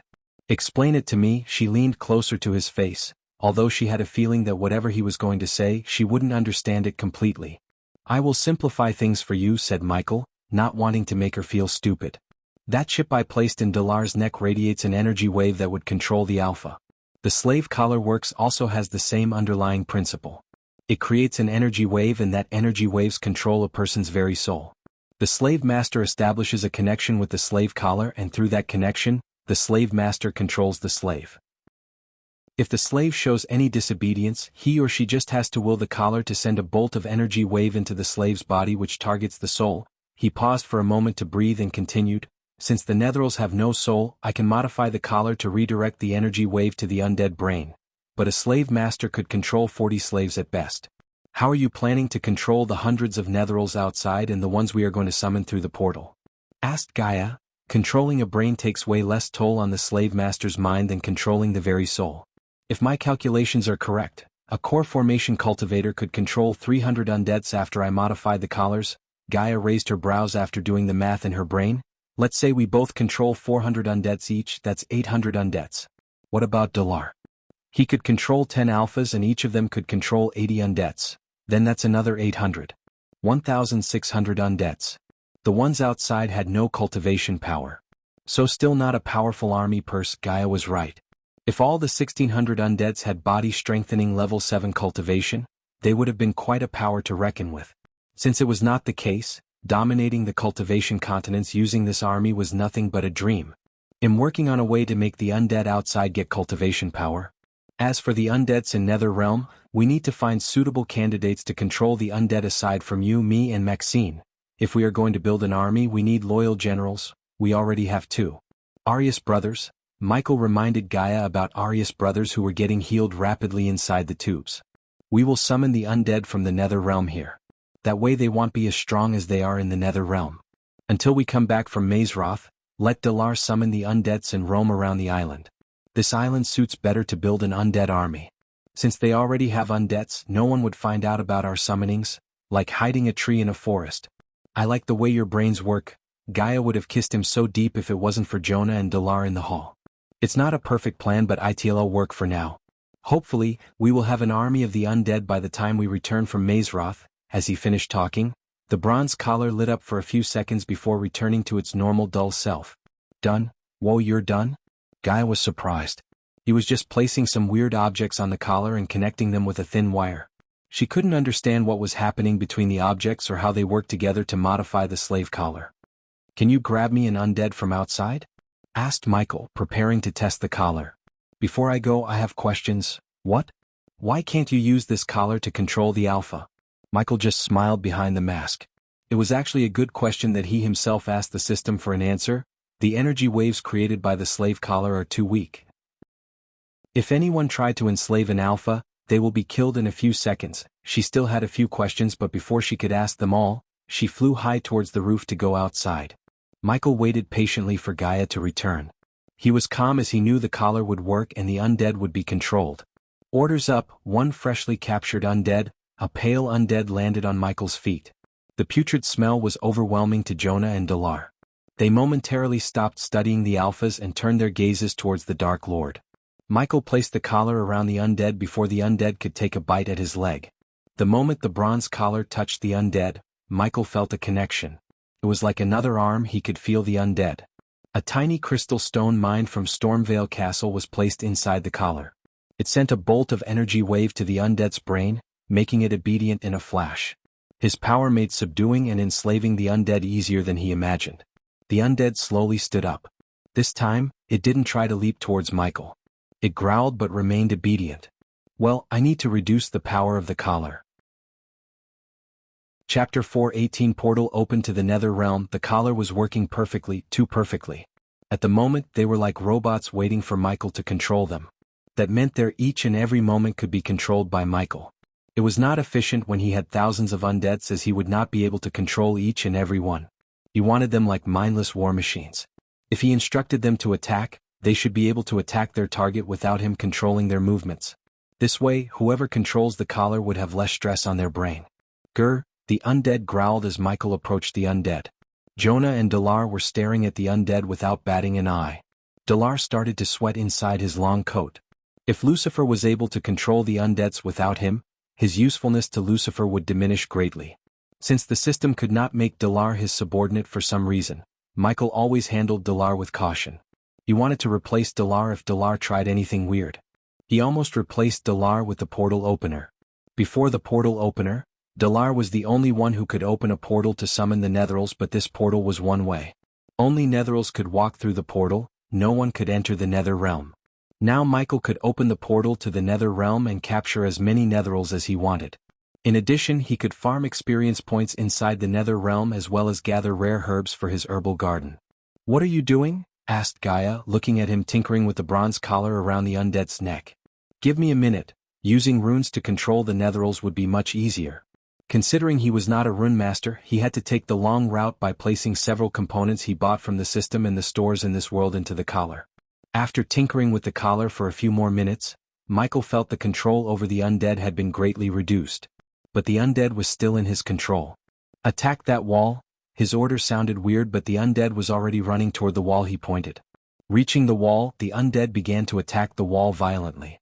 It punched, scratched, slapped, and even bit the wall. "That's how you make an undead army." Michael cracked his neck. The words that came out of his mouth were drenched in pride. With an undead army, the bloodshed would be greatly reduced. Also, there wouldn't be major loyalty issues. Maintaining an undead army cost fewer resources, and compared to the human army, the undead army was several times deadlier. Unlike an army made of humans, the undead army would fight till the end as they would not feel any emotions or pain. "Jonah, Dalar," Michael called the both of them. They left the alpha undeads to come to him. With a flick of his wrist, Michael retrieved the portal opener from his space ring. He threw the portal opener into the middle of the hall and closed his eyes. "System, activate the portal. Establishing connection with the portal opener. Please select a target location. Warning, the host will not be able to change the target location afterward. Nether Realm, locking coordinates." Manipulating the space between the southern continent and the Nether Realm, the portal opener on the ground began to vibrate as the symbols glowed brighter and brighter with the seconds passing by. They could feel the distortion of space around them. Boom. A muffled booming sound echoed through the hall as the portal to the Nether Realm finally opened. Dalar was stunned, and so was Jonah and Gaia. On the other side of the portal, they saw a land filled with foreign vegetation. Rainbow-colored trees, gigantic sunflowers, miniature trees as well as Netherals. The Netherals looked in the direction of the portal as though they had detected the portal open. However, after a few seconds they went back to roaming around aimlessly. "Jonah, Dalar, your task is to summon as many Netherals as you can and put this collar around their neck. You will get more collars before tomorrow night. Take this will help you knock out the Netherals when they come out of the portal." Michael flicked his wrist as several crates appeared beside the portal.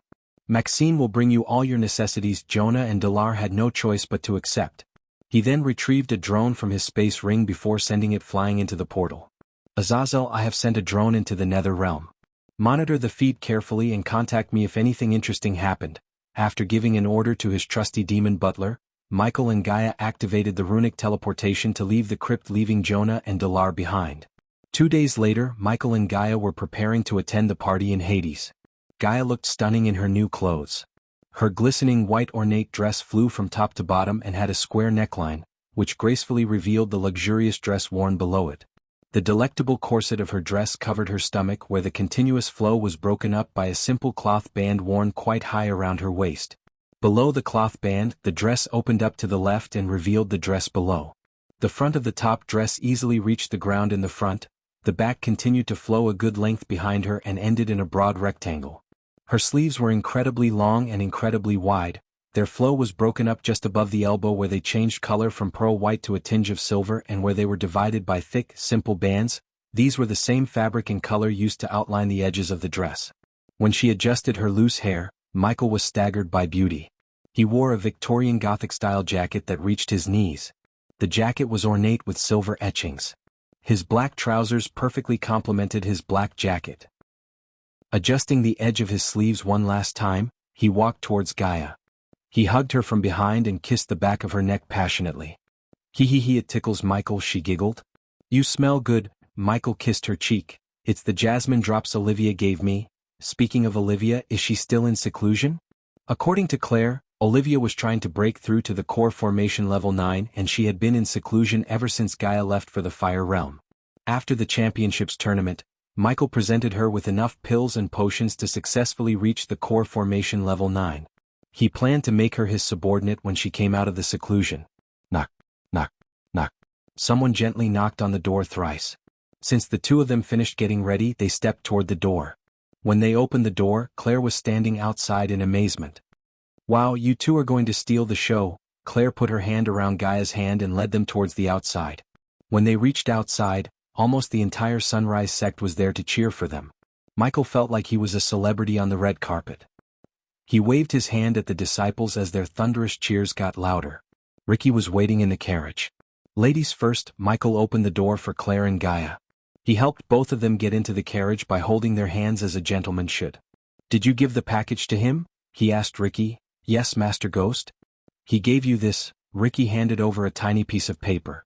He opened the paper to see 2 words written inside, "Debt settled." He put the paper into his space ring just in case. In addition to the portal opener, Gaia and Michael took another item from the treasury. It was the item Lord Information asked Michael to get. The item was a bronze plate with several runes on it. Michael scanned the bronze plate.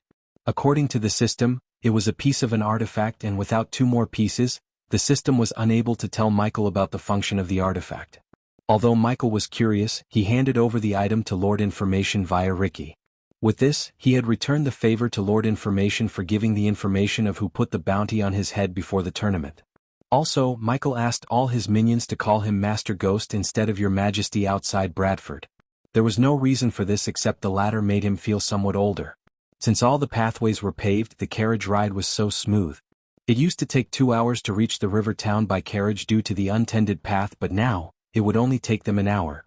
"When are you going to Mazeroth, Ghost?" "Tomorrow morning." "Ah, your finance gonna miss you." Claire playfully nudged Gaia's elbow. "I am going into seclusion," lied Gaia as Claire was taken aback by surprise. "Again? Don't tell me you're about to reach the core strengthening stage." Gaia shook her head. "How can I? I'm not a monster like him. I feel like I will reach level 3 if I spend another month or 2 in seclusion." Gaia lied again because she did not want Claire to get more suspicious than she actually was. At this moment he did not know he was about to meet his archenemy, to be more specific Lucifer's archenemy, the future Supreme Guardian Noah. Somewhere else in Azair, someone had already sent assassins to crash Michael's special day. Hi my wonderful readers, major or minor, turns of events coming up. New enemies, a new realm and a new version of Michael. The next tournament arc will be a fun-filled wild ride with lots of actions and background story. So get ready. Also, Hunter Sterling Blade in another universe is about to get his own system. Dictator with a badass system. Fear not, the both systems are not the same. Chapter 419 Engagement Party at Hades. The vibrancy of the river town peaked when they heard Ghost was planning to visit Hades. This was his first visit to the river town as their king. The people had decorated the entire town with lanterns, ornaments, dancing dragons that resembled nightmare, and signboards. Regardless it was the morning, the people of the river town fired countless fireworks into the sky. Their clothes were contrary to the colorful decorations. Almost all the people in the river town were dressed in black. They did not know the purpose of his visit. Nonetheless, they were delighted to welcome their king. Hail His Majesty! Hail His Majesty! Hail His Majesty! Hail His Majesty! Hail Sunrise Sect! Hail Sunrise Sect! Hail Sunrise Sect! Hail Sunrise Sect! Long live the king! Long live the king! Long live the king! Long live the king! Their thunderous chants echoed through the river town as the carriage of Ghost entered the town. The carriage slowly moved towards the Hades where the waitresses and waiters were waiting to welcome Michael. Today Hades was closed. Only the invited guests could enter Hades. The guest had already arrived at Hades and they were waiting for Ghost to make his appearance. Gloria, the manager of Hades, was waiting outside with a wide grin on her face. No one would tell she was a commoner by looking at her. From her clothes to her attitude, everything changed after joining Hades. Even the waiters and waitresses looked stylish and smart in black coats, white shirts and bows. Inside the carriage, Michael had a grin on his face. The notification sound of getting badass points sounded louder and louder. He almost earned 20,000 badass points just by reaching the river town. It seems our son has come. Meanwhile inside the Hades, Ethan put the orange juice in his hand and whispered to Diana. The loud noise outside made it obvious. When Diana saw the invitation from Ghost, she was excited beyond words. She canceled all the events she had to attend and made time to come to the river town. Ethan was equally excited to see his son regardless of what happened in the tournament. Despite everything that happened, everyone got what they wanted. Andrews was about to be engaged to Princess Catherine, Ghost got his own kingdom, and the king got to save his daughter. Excuse me, while Diana was waiting for her son, she heard a sweet childish voice from behind. She turned back to see a cute little girl wearing a glistening blue dress. She carried a green rose in her hand. The little girl's round eyes and her 2 pigtails made her extremely cute. Ethan couldn't resist the girl's cuteness. Unlike Diana, he didn't know the girl. Cindy looked surprised when Diana called her by her name. "My lady, you dropped this." Cindy held out the green rose for Diana to take. Ethan couldn't resist the little girl anymore as he ruffled her head. "Dien, you know this cutie pie?" She nodded. "She's the daughter of Lady Raylene, the 5-star chef, and the little sister of Brother Ghost, Sister Elia, and Sister Claire." Cindy puffed out her chest and said, basking everyone around her with her cuteness. Many who noticed Cindy couldn't help sighing. They wanted to squeeze this little girl. "Green rose, extremely rare," another mature voice sounded as Diana looked in the direction of the door to see Peyton approaching them with a calm smile on her face. Guardian Peyton. Regardless of Diana's hate towards the Guardians, she greeted Peyton with a nod and a smile. Ethan also smiled at Peyton, hiding the hatred in his heart. Peyton knelt in front of Cindy and took the green rose from her hand. She adjusted her spectacles. "Very rare indeed. Sister, does this belong to you?" Cindy asked politely. "No, little one, but I will hand this over to the owner." "Deal." Cindy looked at Peyton for a few seconds before shaking Peyton's hand with her tiny hand. After Cindy disappeared back into the kitchen to join her mother, Peyton took the seat at Diana's table. Diana did not hate Peyton as she was the best friend of Noah's girlfriend, Zanali. Plus, Diana or Ethan had no reason to hate Peyton except for the fact she's a guardian. They couldn't hate all the guardians because their son was a guardian himself. Peyton took in the atmosphere of Hades for a few seconds in silence. When her colleagues said she must visit Hades at least once just for the view, she thought they were overselling it.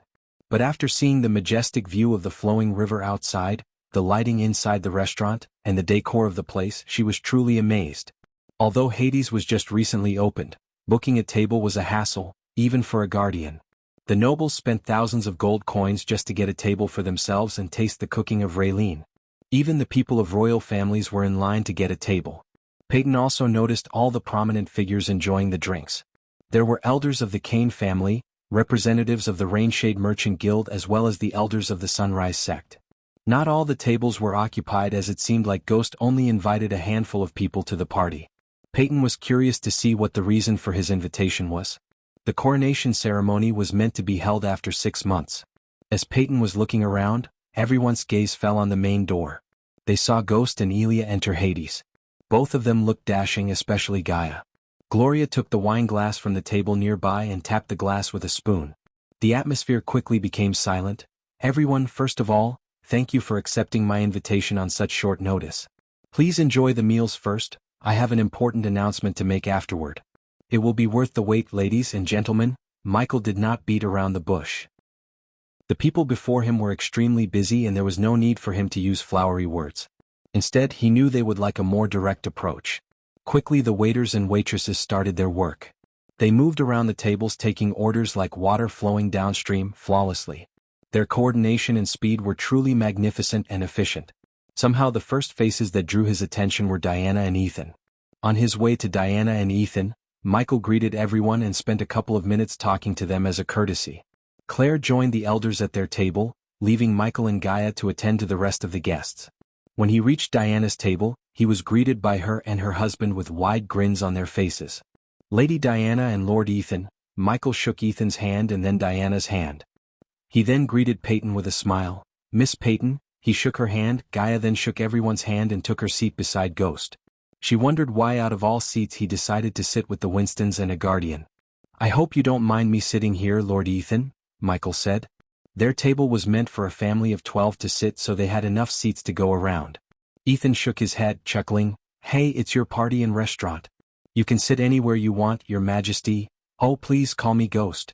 I'm still not a king and I prefer my friends address me by my name, Lord Ethan." Ladies and gentlemen, as they were talking, Gloria herself came to take the order.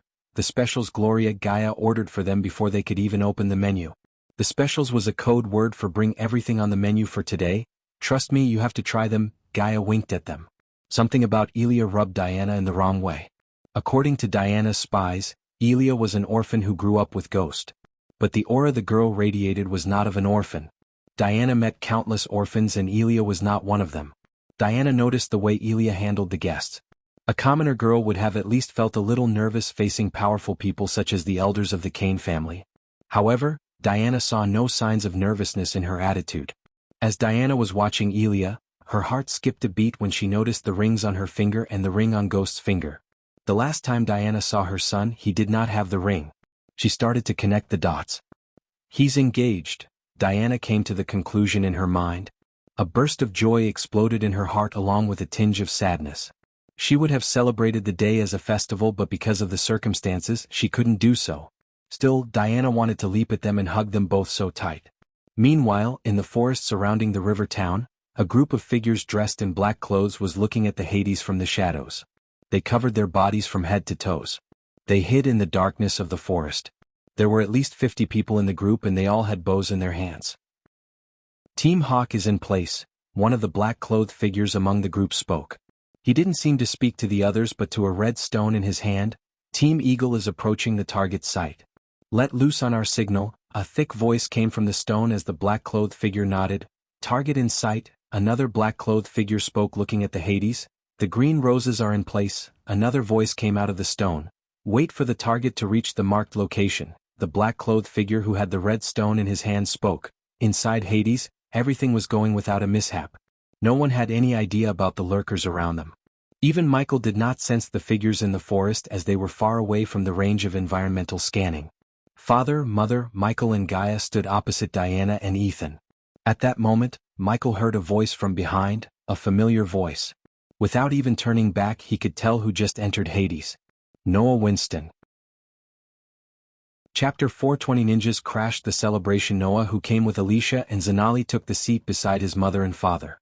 Gaia clenched her fist as the smile on her face disappeared instantly when she saw Zanali.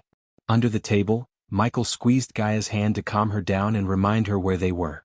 Alicia was wearing a sparkling golden gown while Zanali wore a ruby-red gown with loose full sleeves. Their beauty caught everyone's attention. In the middle of the two beauties, Noah remained calm as serene water. He looked contrary to Michael wearing pure white robes. Diana's heart warmed seeing her two sons at the same place despite both Noah and Michael not wanting each other's company. Before they were born, Skyhall told her that the twins were destined to battle each other for the fate of the world. One would fight for blood and chaos while the other would fight for peace. Still, Diana invited Noah to the party just to start building the bridge between them and Ghost. Deep down, Noah and Michael didn't hate each other. Unlike Noah, Michael knew about Noah's secret. As far as Michael was concerned, Noah and the rest of the world were being manipulated by a higher power, the Guardians. Have you two met each other before? Ethan asked, looking at them. Gaia's eyes were locked onto Zanali. For Zanali, on the other hand, a commoner girl, no matter who she dates, didn't earn her attention. Hence, Zanali did not even take a second glance at Gaia. Noah and Michael remained silent for a few moments. Diana was afraid that Noah would be mad at Michael for nearly killing Andrews during the tournament. Not like this, Noah calmly answered. Just like Michael, Noah too squeezed Alicia's hand under the table to calm her down. Ghost spared Peter his life but made his life a living hell by revealing Peter's vigilante life. In addition to that, he literally wiped the floor with Peter. The mental trauma Peter suffered affected Alicia's entire family. The Guardians started investigating Peter, and with the evidence Ghost provided, it was only a matter of time before Peter received a sentence from the guild. Compared to Michael, Noah was a good guy as he did not reveal Gaia's identity even though Ghost almost destroyed Alicia's family and killed his cousin. You know, unfortunate things happen in life. We should forget, forgive and move on, Ethan quickly said to ease things up. However, to everyone's surprise, Noah smiled. If you're talking about what happened to Andrews, I don't blame Ghost. Even Michael was surprised to hear Noah. He knew Noah was a guy who could be branded as a righteous goody two-shoes. Still, he didn't expect this answer from Noah. Andrews knew what he was getting into. I am glad everything worked out for everyone.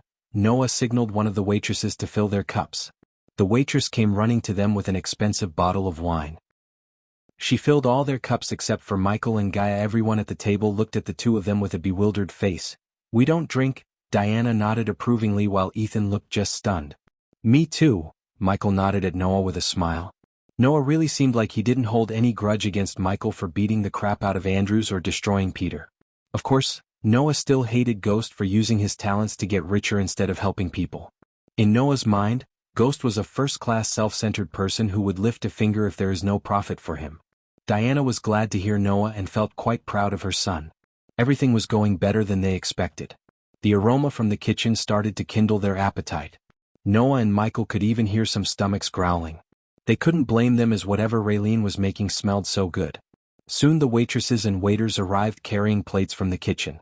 Gloria and 2 other waiters came to Michael's table with so many delicious dishes. They neatly lined the dishes on the round table for everyone to easily reach them. Creamy squash risotto with toasted pepitas, chilled marinated pork with Brussels sprouts, clam toast with pancetta, Filipino-style meatloaf, grilled garlic and black pepper shrimp, grilled kingfish with creamed corn, olive oil confit chicken with cipollini onions, pork chops with celery and almond salad were just a few dishes Gloria and the 2 waiters could carry at once. The rest of the dishes were still on the kitchen table waiting to be picked up. "My lords and my ladies, please enjoy your meals." After serving Michael, Gloria tapped the glass in her hands and announced with a gentle smile. Soon after she announced, everyone dug into the dishes in front of them. The hall was filled with the sound of forks and knives hitting the dishes and chewing. The feast continued without any problems. The desserts arrived right after everyone finished their main courses. At Michael's table, everyone was enjoying their meals in silence. Occasionally Diana tried to start a conversation that would involve both Noah and Ghost. However, when one answered, the other remained silent. So there was no conversation between Noah and Ghost as Diana wanted it to be. The desserts disappeared faster than the main courses. When everyone licked the plates and cups clean, they all looked at Ghost for the reason for his invitation. "The floor is yours, Ghost." Ethan patted Michael on the shoulder as he stood up to talk. "Who else still has some space in the stomach for more desserts?" Michael joked. All the guests let out a chuckle. "I have 2 announcements to make." 2 life-changing announcements. Michael looked at Gaia and smiled before continuing. "Ladies and gentlemen, I was invited to join Mazroth." The entire hall went silent after he announced. Gaia expected a few more sentences from his mouth, but he suddenly announced the thing without beating around the bush. The people were stunned, especially Diana. She felt a chill running through her spine. Her shock was not the good kind, it was utter fear and dread. Everyone's eyes were one Ghost, so they failed to notice the gloomy look on Diana's face. Just as when Noah was about to turn to look at his mother, all of a sudden, Ghost stopped talking. The very next moment, the smile on Noah and Ghost's faces vanished. The 2 of them had sensed the danger before anyone else. Chill. 2 arrows pierced through the glass walls out of nowhere. In a blink of an eye, Michael and Noah both reached out to their parents. Noah caught the arrow that was aimed at his mother and Ghost grabbed the arrow that was aimed at Ethan. Chill. It took a few moments for everyone to realize what just happened. Thanks to Michael and Noah's reflex, they grabbed the arrow midair before they could hit Diana and Ethan. "Get down?" Peyton screamed as loud as she could after seeing the arrows. Chill. The glass walls around them shattered before anyone could react to Peyton's shout. Gaia immediately kicked the table before them and used the table as a cover. Sunlight shield, earth protection, metal bubble. Many quickly cast defense spells while the arrows were continuously getting forced at them from all directions. Noah waved his hand as a white translucent bubble covered everyone hiding behind the table. "Mom, Dad, stay here." Noah shouted, "Polch. Arg, Gur, Arg." The blood splashed across Michael's table from the waiters who just got riddled by arrows. Lightning dash. He immediately cast the spell to save Gloria before she loses her life. The arrows were extremely fast. Even when he was using lightning dash, the arrows seemed to move relatively faster. He was too late, but not too late. An arrow stuck Gloria in the arm, but he was able to grab her and run into the kitchen area where they had no glass walls. When he entered the kitchen, he saw Raylene and Cindy backed into a corner by several figures in ninja robes. Under different circumstances, Michael would have thought of Earth when he saw the ninjas. Master Ghost. Brother. Raylene was holding Cindy tight. Her face was pale of the terror around her. The kitchen floor was red with blood. All the helpers were slaughtered by the 2 ninjas. On the floor near Cindy, Daniel was holding his stomach as blood was spraying out of the wound. He looked pale with blood loss. Michael's killing intent exploded through the roof when he saw this. The ninjas were only at body strengthening stage level 10. It seemed like Daniel, who was a core formation level 1 cultivator, saved Cindy and Raylene and brought enough time. The ninjas were extremely quick. A few minutes ago, Michael did not sense any danger around him. In a split second, they appeared on his environmental scanning map. They slaughtered the helpers in a few blinks. Ring of fire. Michael only had to think as streams of fire rushed out of his hands as though his hands were flamethrowers. It was not a ring of fire but a straight line of lava flame aimed at the two ninjas near Raylene and Cindy. Lightning dash. Michael felt losing control to the third persona. It was like something screaming inside his head to let it out. This time, Michael had the upper hand thanks to the meditation and control over his anger. The ninjas were fast but not as fast as Michael. Before they could leap at him, he reached Raylene and Cindy. Go! Michael shouted as he willed the system to buy a teleportation scroll and teleport the three of them to his room in the dark forest mansion. In addition to the teleportation scroll, he also willed the system to knock them out unconscious. The bright light flashed across the kitchen and in the next second, Cindy, Raylene and Daniel disappeared from their sight. The kitchen then became darker as he turned back. His eyes flickered in red. The ninjas who were surrounding him had no idea they just punched the ticket to hell. 15 body strengthening stage level 10 ninjas were about to face one pissed-off core strengthening stage warrior. Ghost was too mad to think about the reason for the ambush or who sent the ninjas. Chapter 421, Gruesome Massacre. Gruesome Massacre. Michael could hear the sound of battle outside. But more than the sound of spells, the sound of arrows shattering glass and utensils rolling on the ground could be heard louder. He was surrounded by 15 body strengthening stage level 10 cultivators. At the moment they all looked like dead bodies to Michael because they would soon be. Chop him to pieces, one of the ninjas ordered the others as they dashed at him. Michael on the other hand did not unsheath his words or cast any spells. Instead, he grabbed the kitchen knives from the nearby table where the soup was boiling in the pan. The ninjas zigzagged towards him. Surprisingly, Michael did not hear them casting any spells.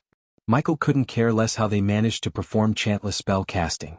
Some of the ninjas stayed behind and fired arrows made of black energy. Those ninjas who dashed at him swung their daggers at Michael.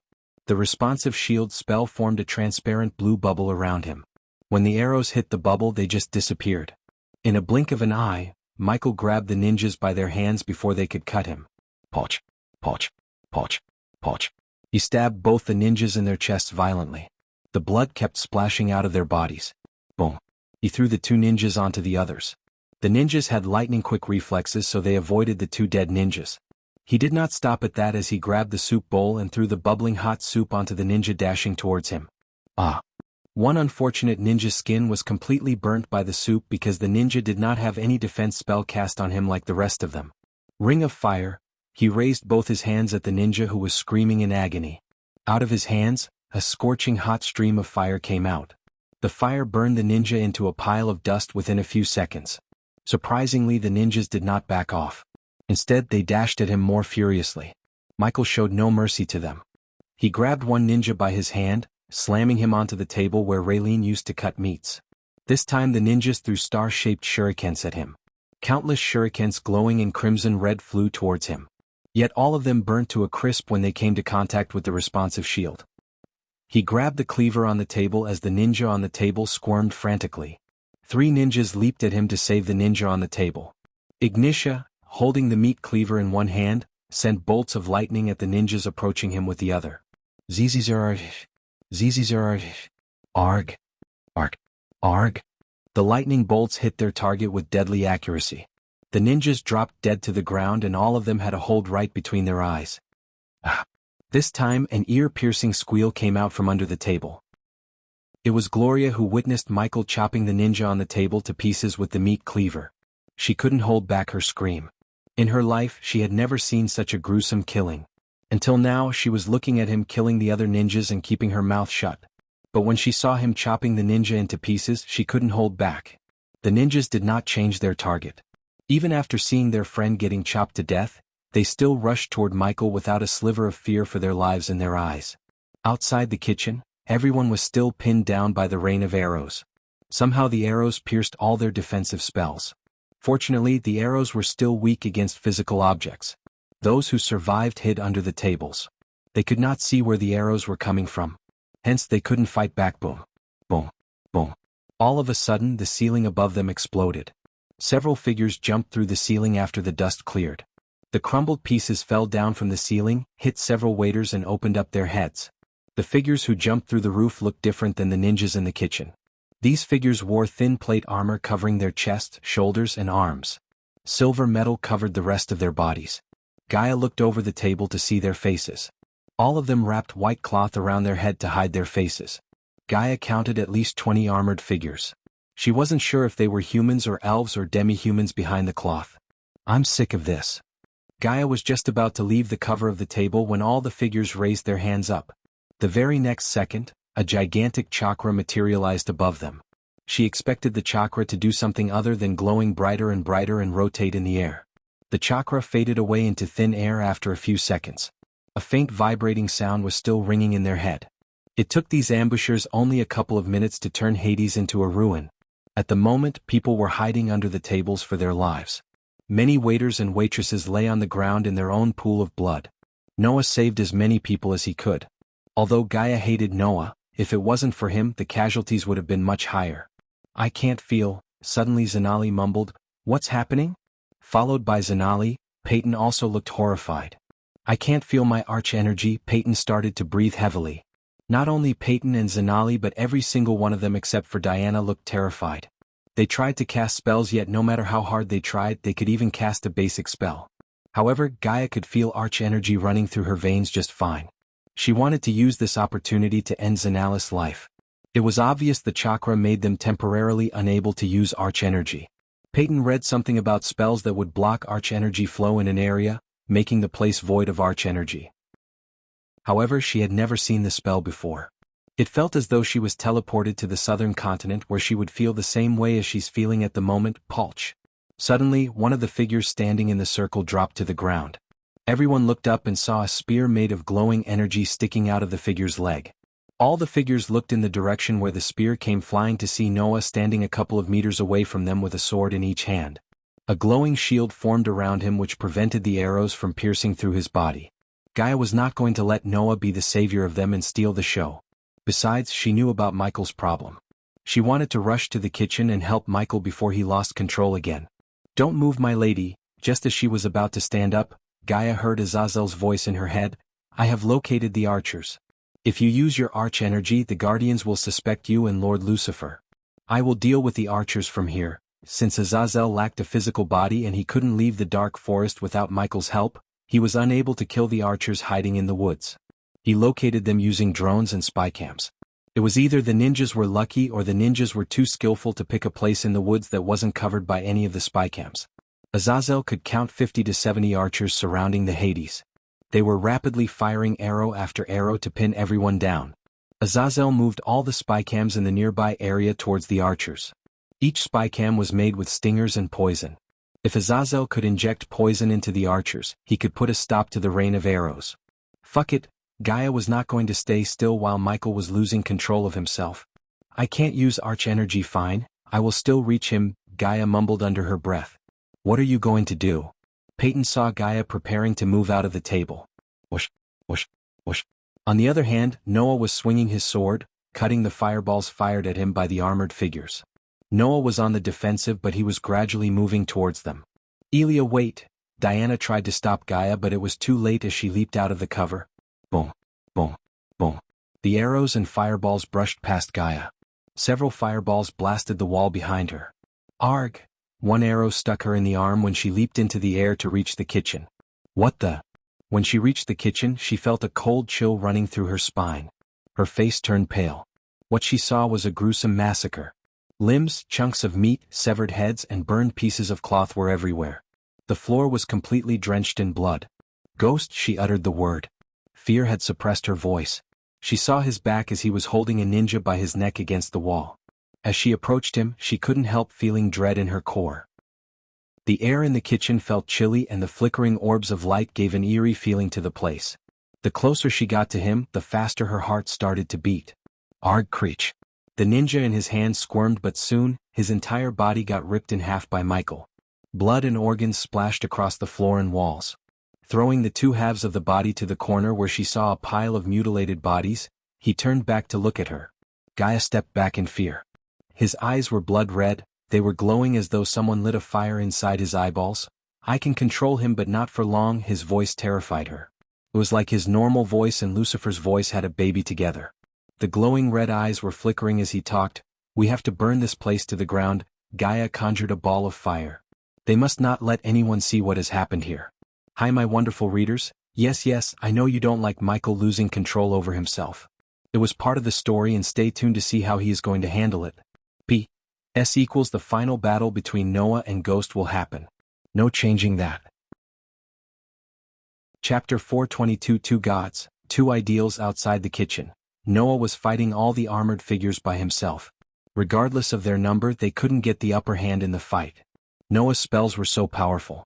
However, Noah did not kill any of them. He just incapacitated them as his mentor taught him. While fighting the armored figures, Noah noticed the interruption in the rain of arrows. Light blade, Noah cast the spell without chanting.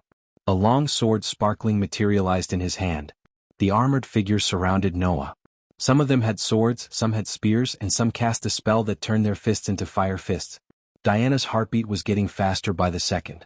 Looking at Noah facing all the unknown figures by himself made her uneasy. No one could tell which cultivation stage the armored figures or Noah was at. Whoosh, whoosh, whoosh. Noah swung his light blade at the three figures dashing towards him.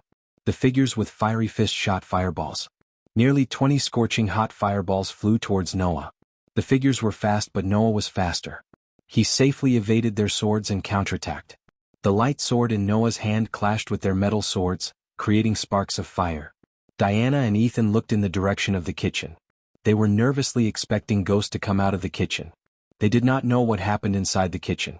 Puriferous, expinio, recta, exterminiatus. After Noah knocked out the three armored figures, those who were behind them immediately cast spells. Ethan and Diana were stunned after they heard the spell casting. Ethan looked at Diana with a terrified look on his face. Diana's face was pale with shock and terror. The spells they cast conjured various objects such as a dragon head made of fiery red energy, rotating chakra, and thorns that came out from the ground beneath Noah. The thorns tried to coil around Noah's legs, but he cut the thorns like butter using his light sword. A hot stream of scorching hot fire was shot from the dragon's head. It burned the marble ground beneath to ashes as it shot towards Noah. Noah! Ethan, Diana, Zanali, and Alicia all shouted in unison. Arg! Boom! Noah let out a battle cry and swung the light blade at the stream of fire approaching him, splitting the fire in halves. The translucent light bubble around Noah flickered after the chakra hit the bubble. The force of Noah's sword swinging split the ground open. One of the armored figures fell into the crack. When he tried to get out, Noah flicked his wrist, forming a light spear in his hand. He threw the light spear at the figure. The light spear stabbed the figure through the shoulder, pinning him to the ground. Noah started to breathe heavily as he could count 20 people surrounding him. In addition, he sensed more figures flying above the building. Teacher, Noah called his teacher in his mind. They can't keep the void spell for no longer than 10 minutes, Noah. 5 minutes more and all the cultivators here would get their arch energy back, Andreas' voice reassured Noah. Noah wiped off the blood dripping down the corner of his mouth. Noah closed his eyes as the translucent bubble became brighter once again. Increnuno, Reflectinus, Clarasi, Scorcrus, some of the figures cast the spells and at the same time, the rest of them rushed at Noah. They seemed to target only Noah. Boom. All of a sudden, a loud explosion shook the entire building. The ceiling crumbled, raining concrete bits and pieces down. The explosion did not even slow the figures down a bit. Thick gray smoke came out of the kitchen and covered the entrance. Diana and Ethan fixed their eyes on the kitchen door. Through the cloud of smoke they saw two figures walking out. Ghost, Diana couldn't help letting out a heave of sigh in relaxation. Ethan too slightly looked relieved. When Michael came out of the kitchen he saw nothing but ruins. His favorite restaurant and the first business he owned in this world were in rumbles. The elders and the guests were hiding behind tables while many bodies were laid on the ground under blocks of rocks. The arrows stopped fortunately, which meant Azazel had done his task successfully. Gaia's anger was bubbling inside her, yet she remained calm for Ghost. She squeezed his arm. Since they saw Ghost use his arch energy earlier, they kinda expected him to join forces with Noah and fight the armored figures. However, Michael just completely ignored the battle happening just a few meters away from him and made his way towards where Claire and the elders were. Surprisingly, the armored figures completely ignored Michael and Gaia. What is he doing? Ethan asked, bewildered. Michael stepped over an armored figure who was pinned to the ground by Noah. Ghost, Elia, get down. Gaia heard a familiar voice coming from behind a round table. However, she sensed grief in the voice of Elder Reiner. Behind the round table, Claire was sobbing. Elder Mark laid on her lap as Elder Reiner and Elder Sandra were holding Elder Mark's hand.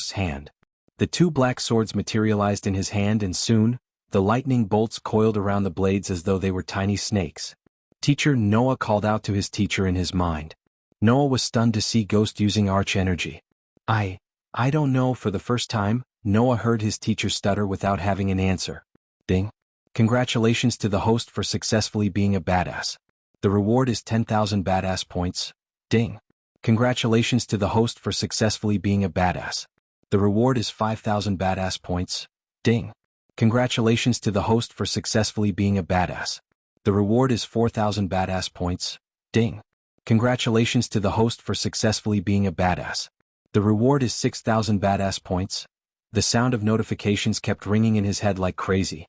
He completely ignored them. When a rapidly increasing amount of badass points could not put a smile on his face, one should know someone was about to get slaughtered mercilessly. Diana's jaw slightly opened as the images of the Dark Lord she saw in the future flashed across her eyes. Those who surrounded Noah dashed at him despite failing again and again to kill him. They seemed to be oblivious to Michael's existence. Michael slowly raised his sword as the golden lightning bolts coiling around the sword became brighter and brighter. In the next second, a thick bolt of lightning shot out of the end of the sword. Boom. The armored figure which got hit by the lightning bolt exploded into a red mist.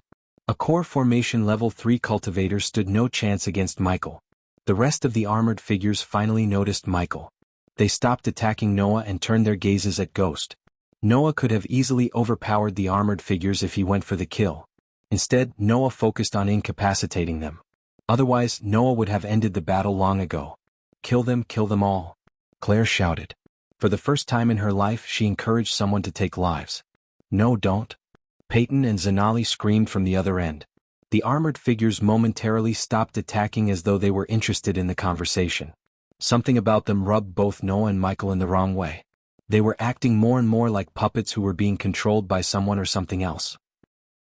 Diddle diddle, the cold words escaped Michael's mouth. You are so? He slowly stepped towards the armored figures without an expression on his face. There were two armored figures in front of him. One was standing with a fiery fist while the other one was pinned to the ground by Noah's light sword. Ethri Dash, the one who was standing, tried to cast a spell, Pulch. His chanting was abruptly stopped by a sword through his throat. Zzzzzzzzr. The electric bolts slid through the sword to the armored figure. The figure's body violently squirmed as smoke began to come out from the inside and out. The lightning bolts turned his body into a pile of half-burned mess within a few minutes. Ignitia. Michael turned his sword to the armored figure who was standing a couple of meters away from him. The lightning bolt shot out from the sword soared through the sky. Light beam. At the same time, Noah raised his light sword as a beam of light shot out from the end of the light sword. Boom. The light beam hit the lightning bolt before it could reach the target. When they both clashed, a mini explosion knocked everyone around them to the ground. Their eyes were locked on each other. Chapter 423. Infiltrating the Alpha Guardian. Diana clenched her fist, looking at her sons. The two of them looked as though they were about to start a battle. If they battled it out, none of them would survive the backlash because just the clash of their spells knocked all the armored figures out. They were still struggling to stand up. Killing is not justice, Noah said calmly. Late justice is injustice, Michael coldly replied. Noah was planning to capture everyone and interrogate them while Michael planned to kill everyone except one. Michael would then interrogate the one to get the information he needed. Either of them knew the other one wouldn't back down without a fight. Usually, Michael would have avoided fighting with Noah, especially after knowing Noah's secrets. If he was to battle Noah, he had to use his full power. Revealing his full power would eventually lead them to conclude that Ghost and Lucifer were the same people. However, Michael was confident that Noah couldn't defeat him. He would either win or their battle would be a stalemate. The odds of Noah defeating him were almost zero unless Noah revealed himself as the future Supreme Guardian and the existence of Andreas' soul. He doubted Noah would reveal his secret, so Michael wasn't going to back down. Moreover, he was pissed off. These ambushers did not only destroy Hades but also killed Elder Mark. The Guardians almost had the same justice system as in most of the democratic countries on Earth. They would first file a case, then go to trial, then another trial, and another. The case would go forever. According to the information Michael gathered on the internal workings of the Guardians, it would take at least a few years for Noah to get the one who was responsible for the ambush. The worst thing was the Guardians would keep the armored figures safe and cozy in their prison cells instead of torturing them for information. There was no way in hell Noah would torture them. For Noah, these armored figures were just another problem. With time, even he might forget about them after handing over the case to some Guardian. If these armored figures had some power behind them, they would bribe the Guardians and get them out. Michael's route was more direct and efficient, although inhumane. He did not know Noah was planning to reform the Guardian Guild and their justice system from the ground. "I'm going to stop them." Ethan could not see his two sons fight. "Stop." All of a sudden, a gentle yet mighty voice reverberated in the area. A bright beam of light shot from the sky through the broken ceiling. The beam of light sent a shock wave when it hit the ground, breaking everything around. Several figures stepped out of the bright light beam. Alpha Guardian Peyton was startled to see the sudden appearance of the Alpha Guardian of Hunter Guardians. Michael did not recognize the elf in front of him. Golden, straight hair slightly covers a fine, lived-in face. Expressive amber eyes, set deep within their sockets, watching over the castle bodies and the rubbles calmly. Her skin was smooth as silk and so flawless. The pointy ears looked as though they were a pair of sharp daggers. The set of armor she wore had a squared helm with a face guard shaped in the face of an eagle. Attached to its side were two tall wing-shaped ornaments to mimic the shape of eagle wings. The shiny silver armor was made from many layers of smaller metal pieces, mimicking the scales of a dragon. It covered the entire front and back side, but the attachment straps leave the sides under the arms exposed, which enabled the armor to be more flexible. The edges and the linings in the armor were made of pure gold. On the chest plate, the letter H was surrounded by 4 wolves engraved. The armor made the elf look like she was almost 6 feet 6 inches in height. She looked at Ghost first and then turned her gaze to Noah. Without uttering a word, she just flicked a wrist as all the armored figures around them got beamed into the sky. Those who stepped out of the light beam with the elf also wore the same armor as the elf lady, but their faces were covered by helmets. "Guardians, sweep the place clean," the Alpha Guardian ordered her men. Everyone else breathed a sigh of relief after the Alpha Guardian's appearance. "Noah, do you need healing?" the Alpha Guardian asked Noah as he shook his head. The light sword in his hand disappeared. "You can all give your statements and leave." The Alpha Guardian did not even look at them. She just waved her hands like she was chasing dogs away. The people in the room were prominent figures. Seeing the way she acted rubbed them in the wrong way. Still, none of them expressed their dissatisfaction. The third persona inside him screamed at him to rip the elf into pieces. It couldn't take the disrespect well. Although Michael was pissed off at the Guardians, he was not stupid to go against a fusion stage level 3 warrior. Controlling the boiling anger within himself, he turned to leave. This was not the right time to go against the Guardians. The black swords disappeared into his space ring along with the golden bolts of lightning. "Not you." When he turned around, he heard the elf's voice. Without even turning back, he could tell the elf was talking to him. Gaia stood up to stand beside him. On the other side, Peyton and Zanali came to join the Alpha Guardian. "This is now a Guardian business. Stay away." "Fuck you, bitch." Michael wanted to say these words directly to her face. To be honest, he could feel the third persona inside him wanting to say this. "I don't know who ordered this," Michael said, looking around. "Whoever they are, they should pray for you Guardians to get them first." The threat was obvious. The elf could see the killing intent in his eyes. Michael did not linger around. Elder Reiner stood up carrying Elder Mark's body in his arms. Before Diana could talk to him, she saw Ghost leave the area with the people of his sect. The other elders and the guests left the area too as quickly as they could. They were afraid of another ambush. The moment they felt the arch energy again, they flew out of Hades or what was left of it. A few hours later, Michael was in the dark forest mansion. He did not attend the funeral of Elder Mark. After paying gold coins for the renovation of Hades, he left the sect. Apparently, the armored figures cast an illusion spell around Hades. The illusion made everything normal to the people outside, so they had no idea that there was a battle happening inside. Ricky told them about that. Daniel, on the other hand, was not so lucky. If Michael had just been a couple of minutes late, Daniel would have died. The arrows and the weapons they used prevented the healing potion from healing the wounds. "Did you manage to get any of them?" asked Michael, entering the surveillance room. "They were teleported, my lord." Azazel pointed at a mirror that showed numerous black-robed figures disappear in a blink of an eye. "So the spy cams? They were destroyed, my lord." Azazel shook his head.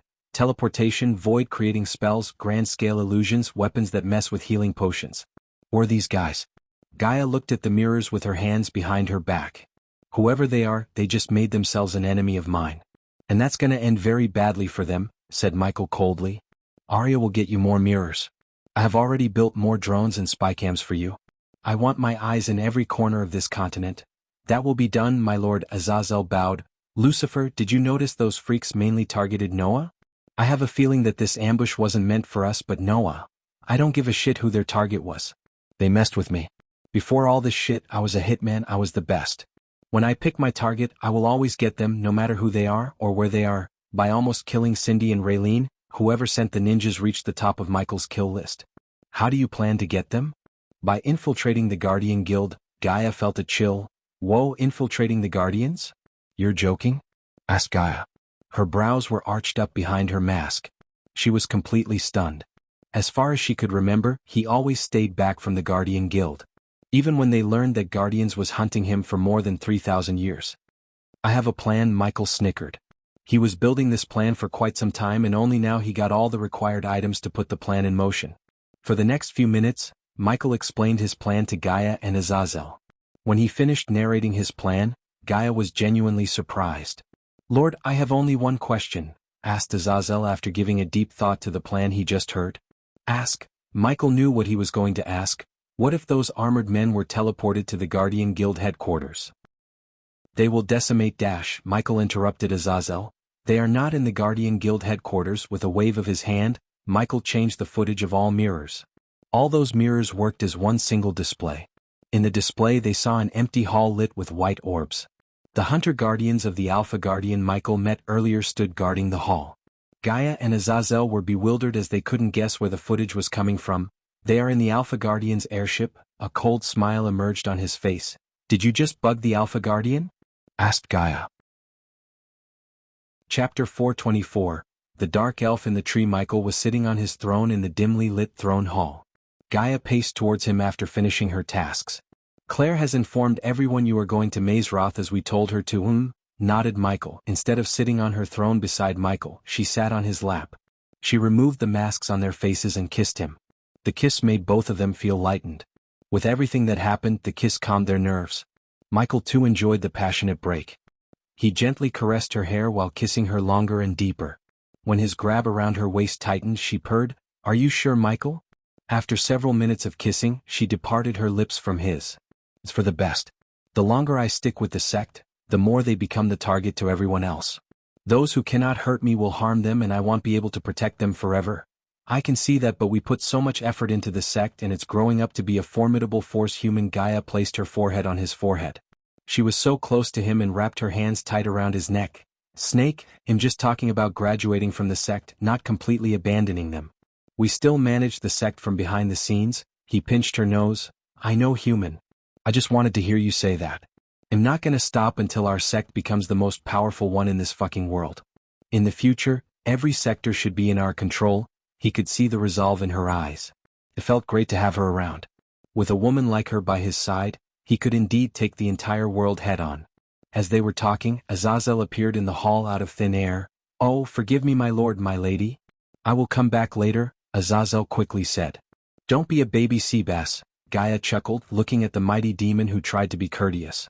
"What is it, Azazel?" asked Michael before the demon started to blush or something. "I talked to Lady Arya, my lord. I informed her brothers should stay in the manor until you return. She asked for your permission to leave Giselle and stay with her brothers. Why not? Michael wasn't going to prevent Arya from spending time with her brothers.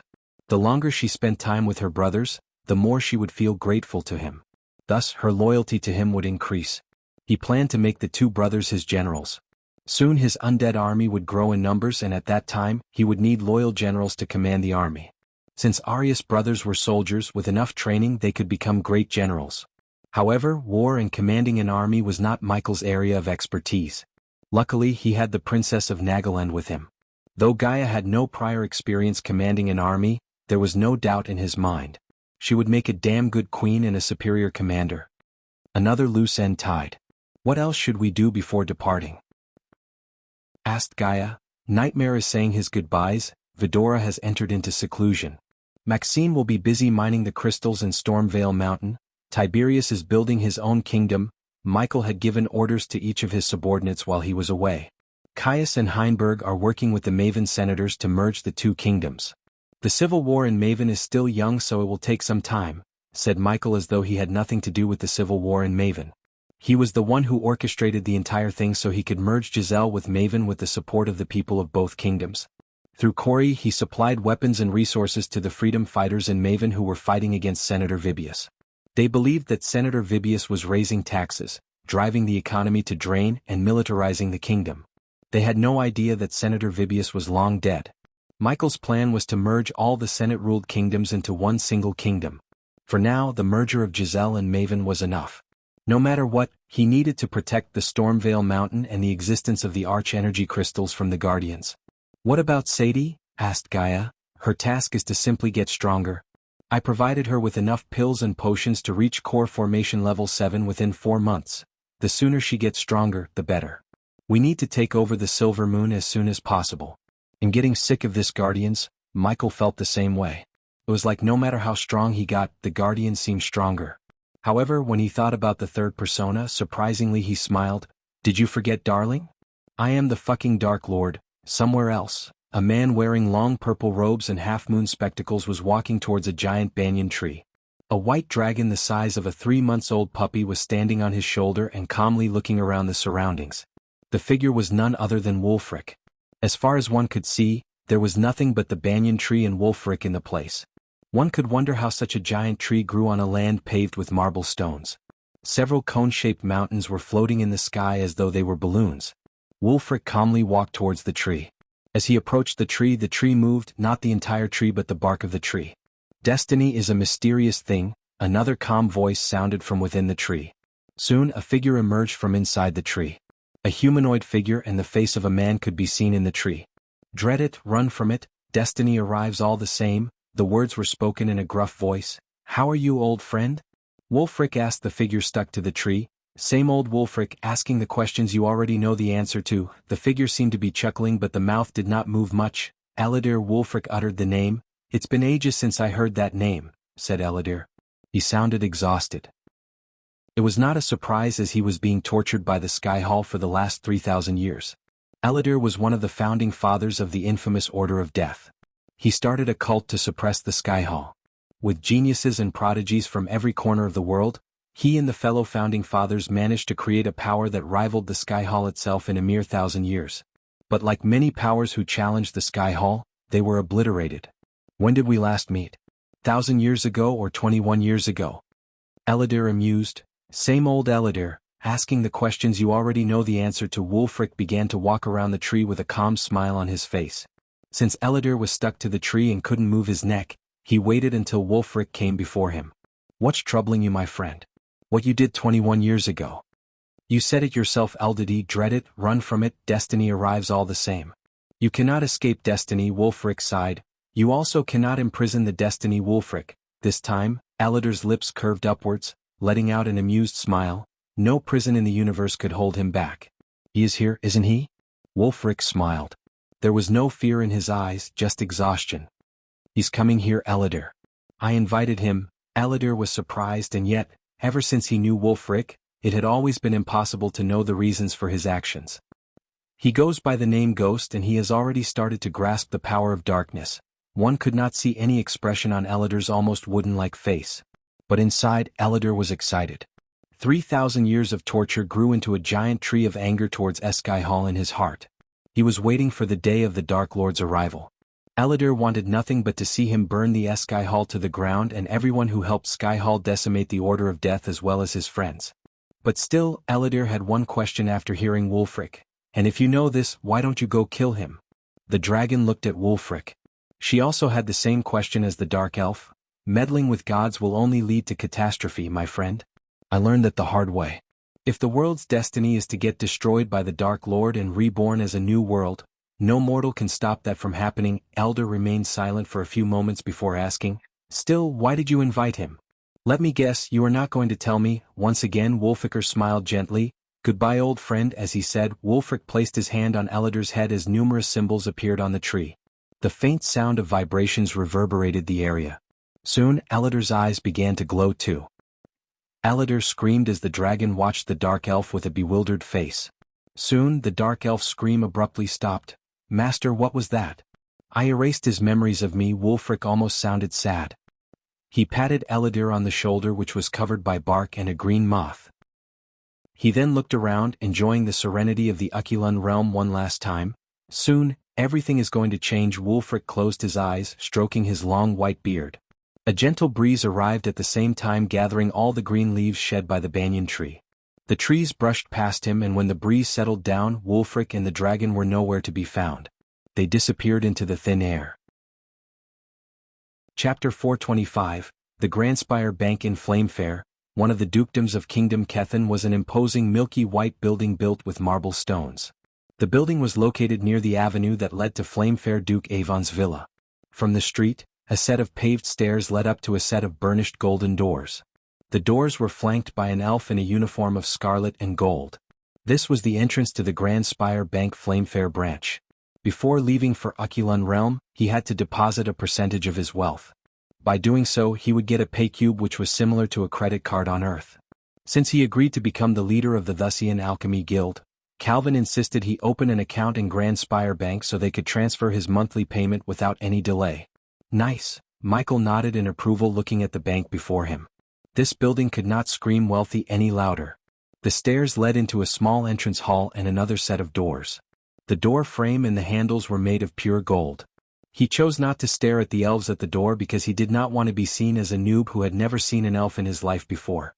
Through these doors, also flanked with elves, was a vast marble hall with long counters stretching along its length, with doors leading off to the vault passageways with around 100 elves and dwarves sitting at them.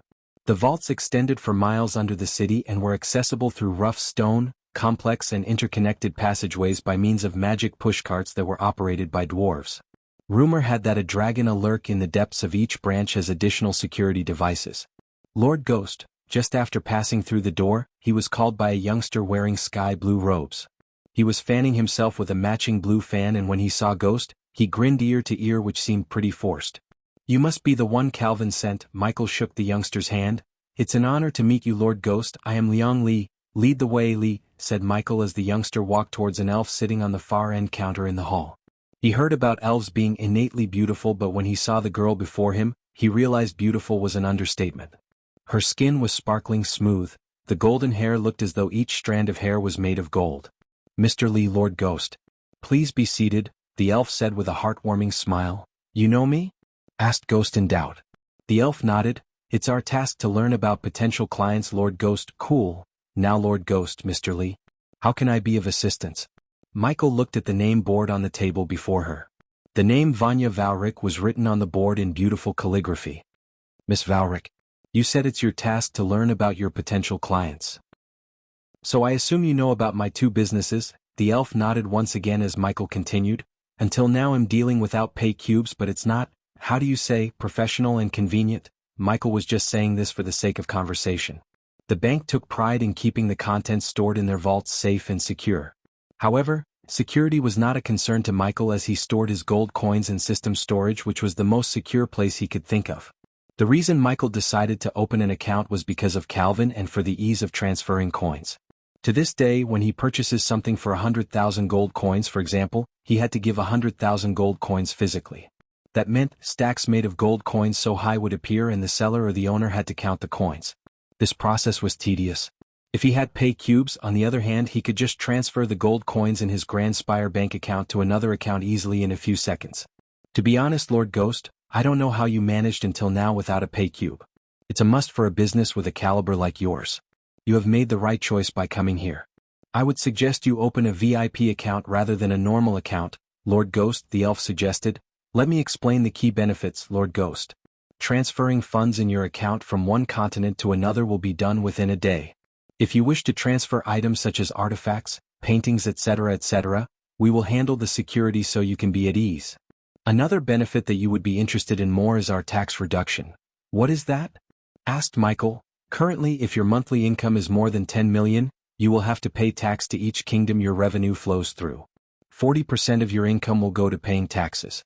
But if you are a VIP account holder in our bank, your income will be directed to your Grand Spire account and your taxes will be reduced to 30%. You will save 10%, and Lord Ghost, that's not a small percentage. The last part got him. He hated paying taxes and filling the bellies of nobles in each kingdom. If Gaia was here, she would have jumped the gun and said okay right away after hearing the elf.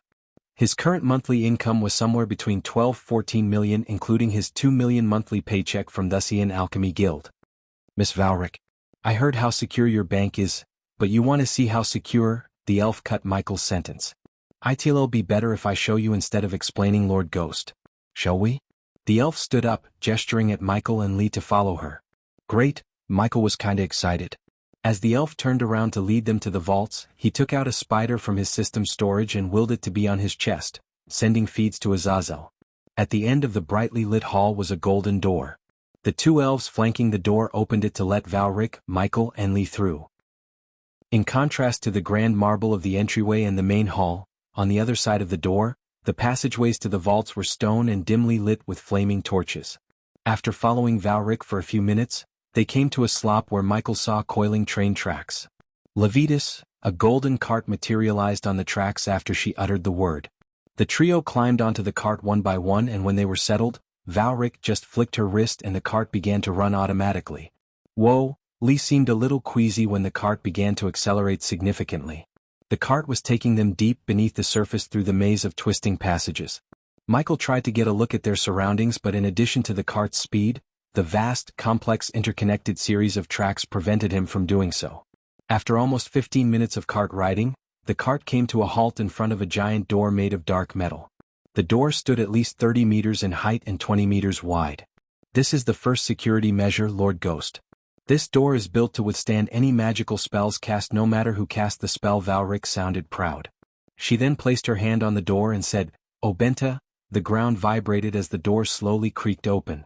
While it was opening, Michael asked, what if someone else said the same word? Will the door still open? Valric smiled, almost seeming amused by the question.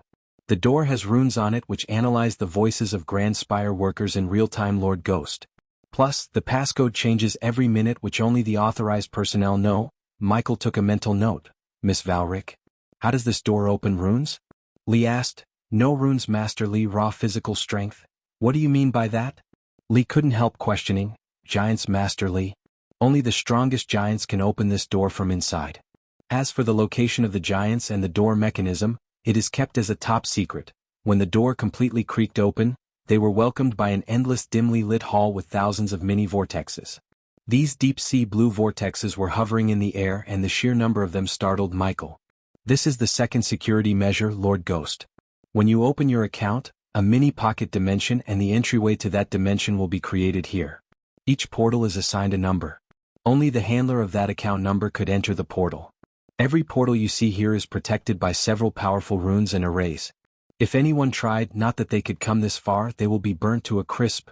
What if this handler tried to get his hands on the items? Asked Michael. The handler could access the dimension, but he or she won't know the coordinates of the place where the bank keeps your items. Every dimension is near inhabitable, Lord Ghost. No one can survive there for more than an hour. So if you don't know where to look for the items, odds are you're dead.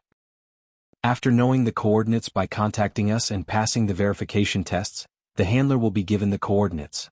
The vault at the coordinates is impenetrable even by an immortal. When the client requested an item to be taken out of the vault, the bank will hand over the handler a special rune. After reaching the coordinates, The vault will ask for the passcode, which will be given to the handler from our security branch after another series of verification processes. By the minute, she was impressing Michael. Somehow these verifications sounded like intriguing death traps. On top of everything, Michael felt like he's been watched by several entities. The handler then places the rune on the vault. The rune will teleport the item directly to a secure place. The rune will change every 3 hours, so duplicating is not an option. After that, the bank will give the coordinates of the place to the client. The client has the option to pick up the item or to be delivered to the preferred location.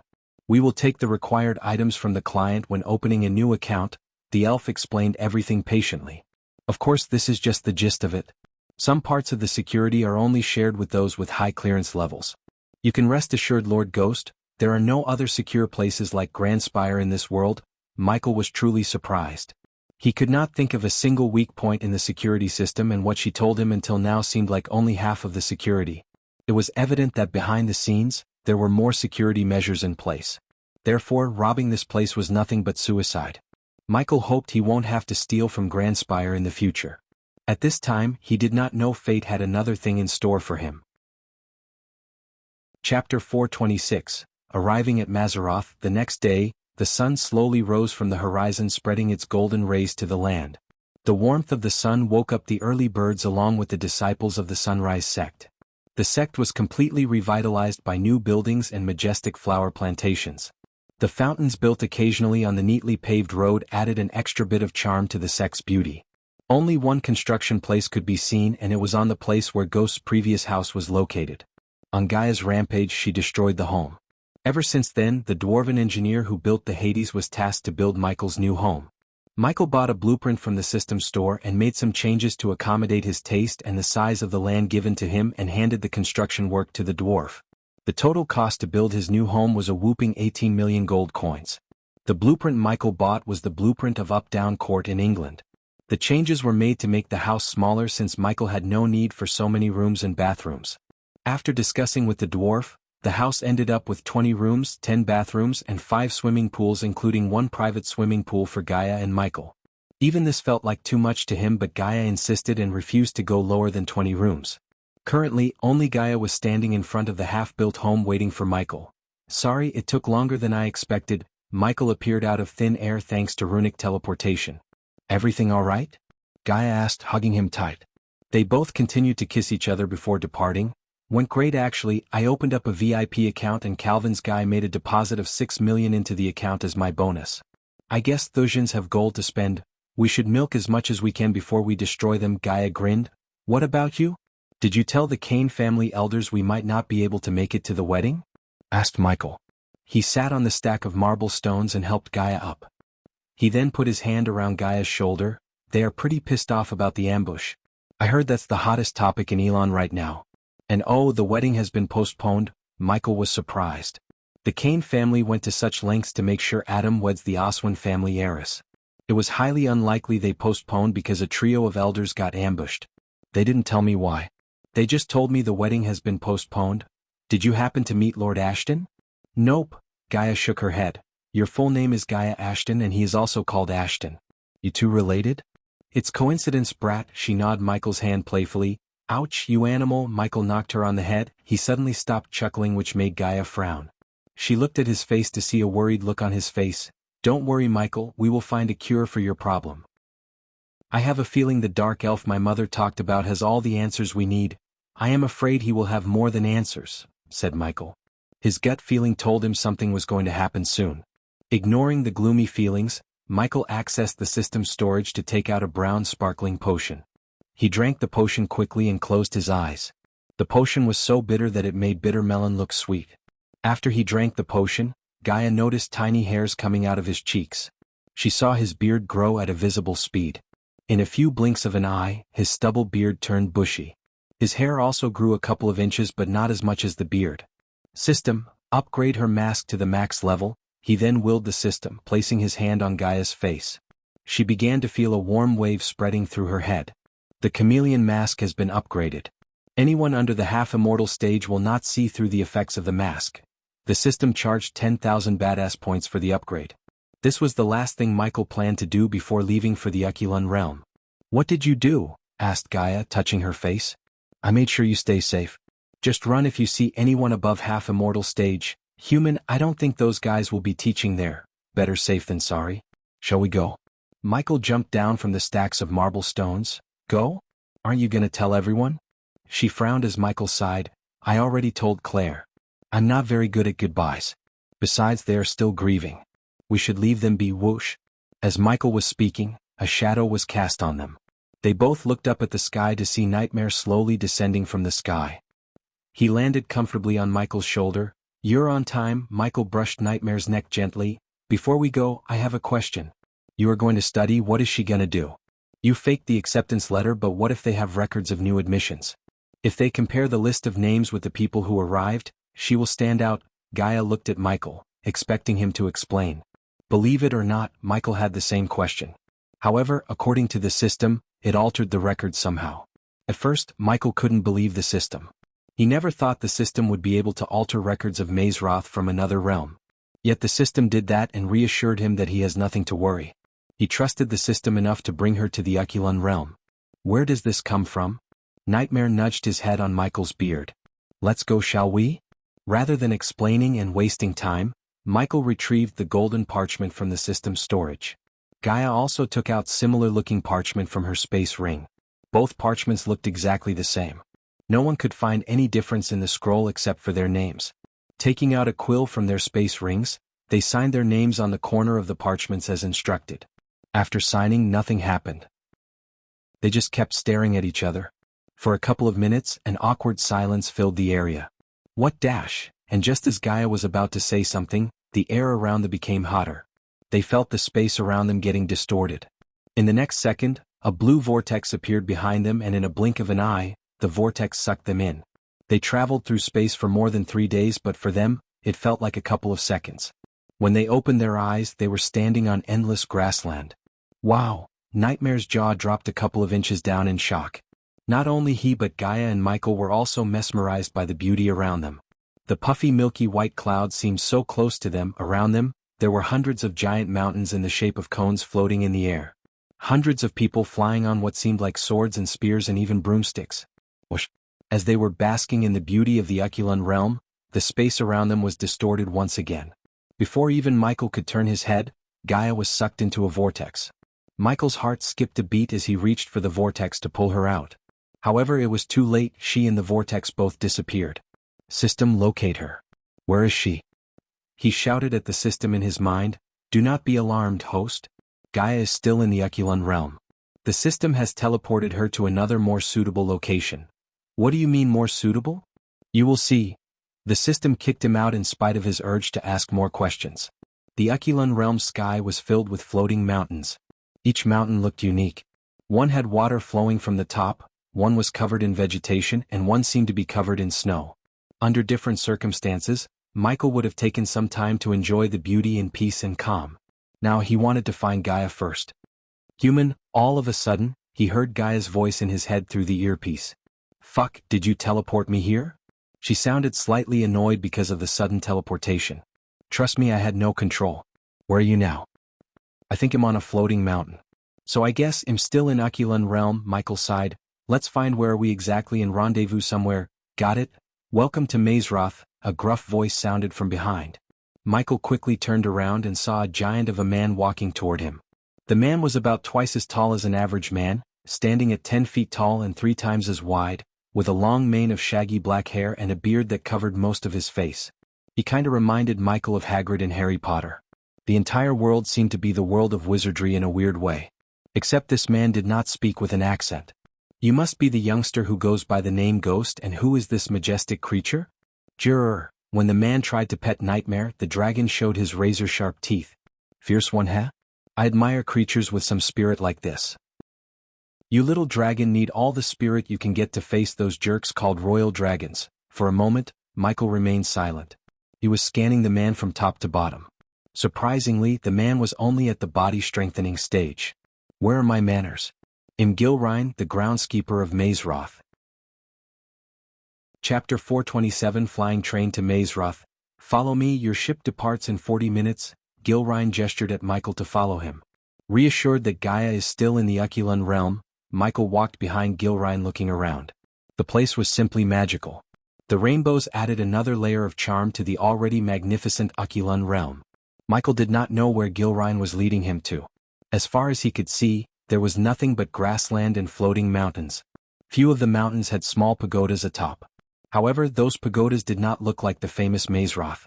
"How may I call you?" asked Michael. Gilrain, groundskeeper, Fatso as many like to call me." Gilrain chuckled.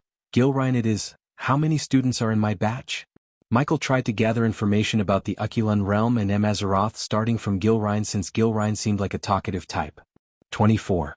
The number is twice in the junior batch. Trust me, this time we have some monsters. When they leave after 3 years of study in Mazeroth, they will rule the world. 3 years? I thought the studies in Mazeroth will be 18 months, asked Michael. Gilrain scratched his bushy beard as a few peanuts jumped out of his beard. That's for the senior batch, which is you kids. The little ones will study here for 3 years. Nightmare couldn't take his eyes off the sky where he saw countless people flying. He wanted to check out the new place by flying around. He really missed Fedora. They would have really loved the place, Nightmare thought. After almost half an hour of walking, they came to the edge of the mountain. Michael stood on the edge looking down. There was nothing but puffy clouds down. They covered the air as though they were fluffy white blankets. You are the last one in your batch, and surprisingly you took your time. Normally kids come running here the second after they get the invitation. Michael could barely see the expression on his face through the bushy beard. I had some loose ends to tie up. For some reason, Gilrain had a weird feeling looking at the calm face of the youngster. He couldn't explain the feeling, but it was drilling his heart like a drill. Choo, choo. The sound of the train in the distance drew their attention towards the sky. Michael was pretty surprised to see a train approaching them. The train was flying rather than running on a track. The train was at least 650 m in length. It was painted in black with the word Mazeroth Express written on the side in crimson red. Michael counted 5 coaches while waiting for the train. He couldn't help remembering the Hogwarts Express looking at the train. This whole place in Mazeroth reminded him of Harry Potter. Instead of Harry Potter, he felt like Voldemort since the Guardians named him the Dark Lord. As the train approached them, it slowed down and eventually stopped in the air above them.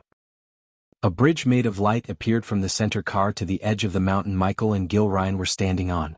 Bollocks, all of a sudden Gilrain slapped his own forehead. I forgot to pick something important. He turned to look at Michael. Do you mind going alone? I will meet you at the gateway. Michael did not know how this entire process works, yet looking at the man's pleading face he nodded. Sure thing, great. Hey, race your ticket. Gilrain handed over Michael a golden card the size of a credit card and flicked his wrist. A large broomstick materialized on the ground beneath his feet. In a blink of an eye, Gilrain stepped on the broomstick and disappeared into the sky in a rush. The ticket had the number 34 under the name Mazeroth written in emerald green ink. The sparkling blue light bridge seemed intimidating as Michael never walked on a light bridge before. Still, he wasn't afraid. Even if he fell, he could fly, so there was no need to be afraid. To his surprise, when he stepped on the light bridge, a loud thunder shaking even the mountains sounded throughout the realm. That's ominous. Michael looked up at the sky. The puffy white clouds were being chased by dark gloomy clouds. The colorful realm slowly turned darker and darker. In the distance, several lightning cracks were splitting the sky. The darkness soothed. He walked the bridge with his head held high. When he finally stepped into the train, the light bridge faded away. He was welcomed by a corridor large enough for 2 grown men to walk side by side. There were several compartments in front of him, and each of them had a number on the door. Not a single compartment had open doors. The door near him had the number 23, and the numbers increased further. He walked through the corridor. 25, 28, Nightmare counted along the way. The train was spotless. The blue rug they were walking on was clean, and the place smelled like jasmine. He could not look into the compartments as the doors were made of some kind of redwood. The coordinator was brightly lit by golden orbs on the ceiling. Finally, several minutes later, he found the number 34. There is no knob on the door, said Nightmare. Michael looked at the ticket in his hand, wondering how to open the door when the door next to his compartment opened. Alluring beauty with silky brown hair stepped out of the room. She wore a warm smile on her face. You have to place your ticket on the door, the girl spoke in a melodious voice. She turned her gaze towards Nightmare while Michael was placing the golden ticket on the door. Her warm smile and beauty mesmerized Nightmare. He was just staring at the girl's face without batting an eye. Several runes began to glow when the ticket touched the door. A golden knob appeared as Michael twisted the knob to open the door. The compartment was a small room with a single door opening to the long corridor. There appeared to be seating for up to 6 adults or 8 children in the compartment, on 2 cushioned benches facing each other. Thank you, don't mention it, number 34, she smiled, making Michael frown. You seem like you don't know it. In Mazeroth, no student is allowed to use their names. Just only by the numbers given to us when they sort us into specialization houses. I am 33 until I get my student number. Your neighbor. The girl reached out her hand to shake his hands with a bright smile. She seemed warm and friendly, and deep down she reminded someone of him. For the sake of manners, Michael shook her hand. She did not linger around to have a conversation as she returned to her compartment. He entered his compartment and sat next to the window. The windows were getting covered by tiny droplets of water formed by the drizzling rain. As though the train was waiting for him to settle in his compartment, the train began to move only after he reached his place. Where is she? Nightmare asked again. He jumped onto Michael's lap and looked at him with a worried face. She's fine, he said before calling the system in his mind. System, scan this compartment. I want to know if there is something that could spy on us. That will be 100 badass points. As usual, he had to pay the system to get it to do something. Surprisingly, the system informed him there is nothing in the compartment that could spy on them. Where are you? It took several seconds to get a reply from Gaia. Human, you're not gonna believe this. Gaia sounded excited. I will tell you everything when you come here. Michael frowned. Are you in Mazeroth? Yeah. Holy shit, Michael, you have to see this place. This is fucking awesome. He was stunned because Gaia was extremely hard to please, yet even he praised the place and seemed shocked by Mazeroth's beauty. I have a surprise for you, Mikey. Come sooner, it'll be waiting for you.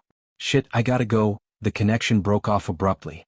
Although he did not know what was the reason for her excitement, he was relieved to hear she made it into Mazeroth without a problem. Inside the compartment next to Michael's compartment, 2 girls were drinking hot tea facing each other. Edith, who were you talking to? Asked Victoria, the girl who betrayed Abraz and sent a dagger through his heart. Michael was oblivious to the point that he was sitting next to the Princess of Thusia, and the girl who he just talked to was the younger sister of Layla Alden. Number 34, Edith chuckled, winking at Victoria. You know, he was pretty okay in the eyes. Good height, awesome body. Regardless of his robes, I was still able to see his muscles flexing out. Plus, he has a dragon for a familiar. Let me guess, a forest dragon. Victoria did not even look at Edith. She was still looking outside through the window and calmly taking sips from her cup. How did you know?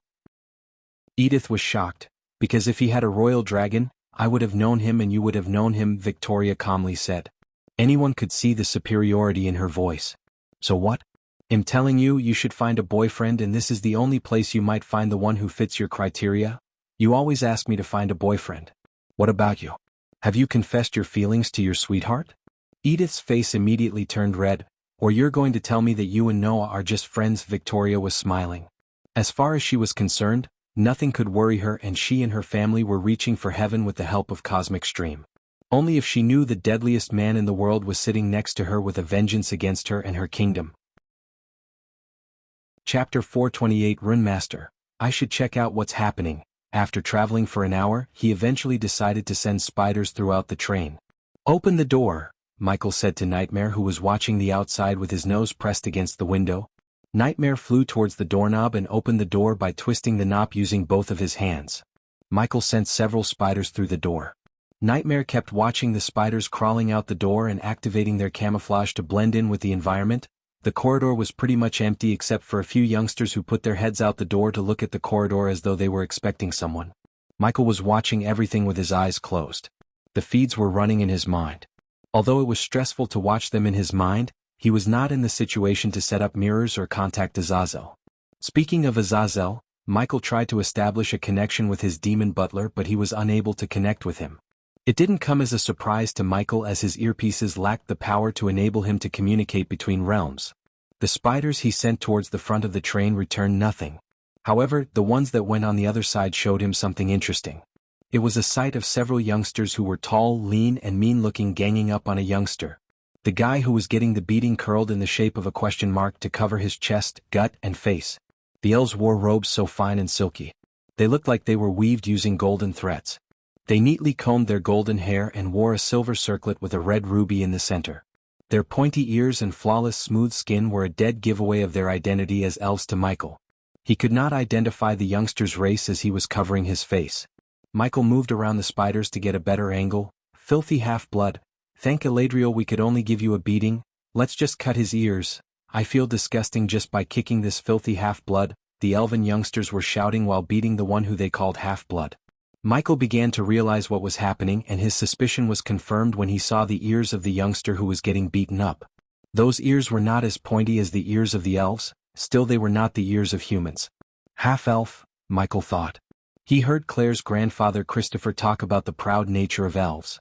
Because Claire's mother, who was an elf, eloped with a human, the House of Alekin sent a mage to capture Elasha, Claire's mother, and put a powerful cure on Christopher and Claire's father. Claire was a half-elf too, but she seemed completely human, unlike the youngster. Although Claire was an exceptional beauty, it was still far too for someone to say she has elven blood running in her body. I am tired, yeah, I need some blood wine, and I need to change my shoes because of this filth. The youngsters began to kick the half-elf harder and harder, but soon they left him alone. Michael saw the half-elf lying on the ground still. He almost thought the half-elf lost consciousness because of the beating the elves gave him. The half-elf surprised him by standing up.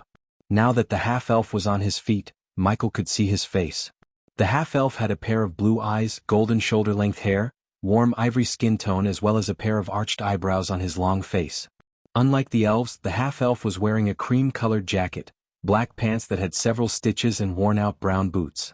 The half-elf bent backward holding his waist. "Oh, my back," the half-elf grimaced. He then wiped off the blood coming out from his nostrils, and surprisingly, he grinned ear to ear. The reason for his happiness was revealed to Michael when the half-elf opened his fist. Michael saw several silver rings. Great harvest. "I hope these assholes have something valuable inside," the half-elf mumbled under his breath. Still, Michael was able to hear him. The half-elf gawked back and forth before rushing towards the back of the train. Interesting, Michael moved the spiders behind the half-elf to follow him. The half-elf passed every compartment until the last one. Yet he never opened the last compartment. He walked past the compartments and stepped into the last couch, which was one open compartment. Several suitcases were lying around, and some of them were opened. Clothes and books were lying around chaotically. The half-elf jumped onto a stack of suitcases. The half-elf looked around, closed his eyes, and placed one space ring on his right palm. Michael was staring at the half-elf curiously. The half-elf remained with his eyes closed for a couple of minutes. When the half-elf opened his eyes, his index finger was glowing. He touched the space ring with his index finger as the space ring began to tremble. The half-elf moved his finger, drawing some kind of symbol on his palm. Boom. The trembling space ring all of a sudden exploded. Yet, there were few items materialized on the floor just after the space ring exploded. Michael saw a couple of jade daggers, scrolls, and a few gold coins. The half-elf frowned. "Damn it," he cursed, waving his hand. A beam of light shot out from the half-elf's palm and engulfed the items. The very next second, the light beam disappeared along with the items on the floor. The half-elf continued to break the space rings one by one. Each time he broke a space ring, he ended up stealing the leftover items. A runemaster, Michael realized the specialization of the half-elf while watching him break open the space rings one by one. Obviously, the half-elf was destroying the space rings along with most of the items inside. Still, it was a great feat that many believed that space rings are unbreakable. If he was called by Mazeroth, he must be a gifted one, Michael thought. For a long time he was looking for a runemaster to serve him. It seemed like he had finally found a suitable candidate to recruit. The problem was, however, how he should approach the half-elf. He could either meet the half-elf as Ghost or Lucifer, but getting into his Lucifer persona in the Aquilan realm was a risk.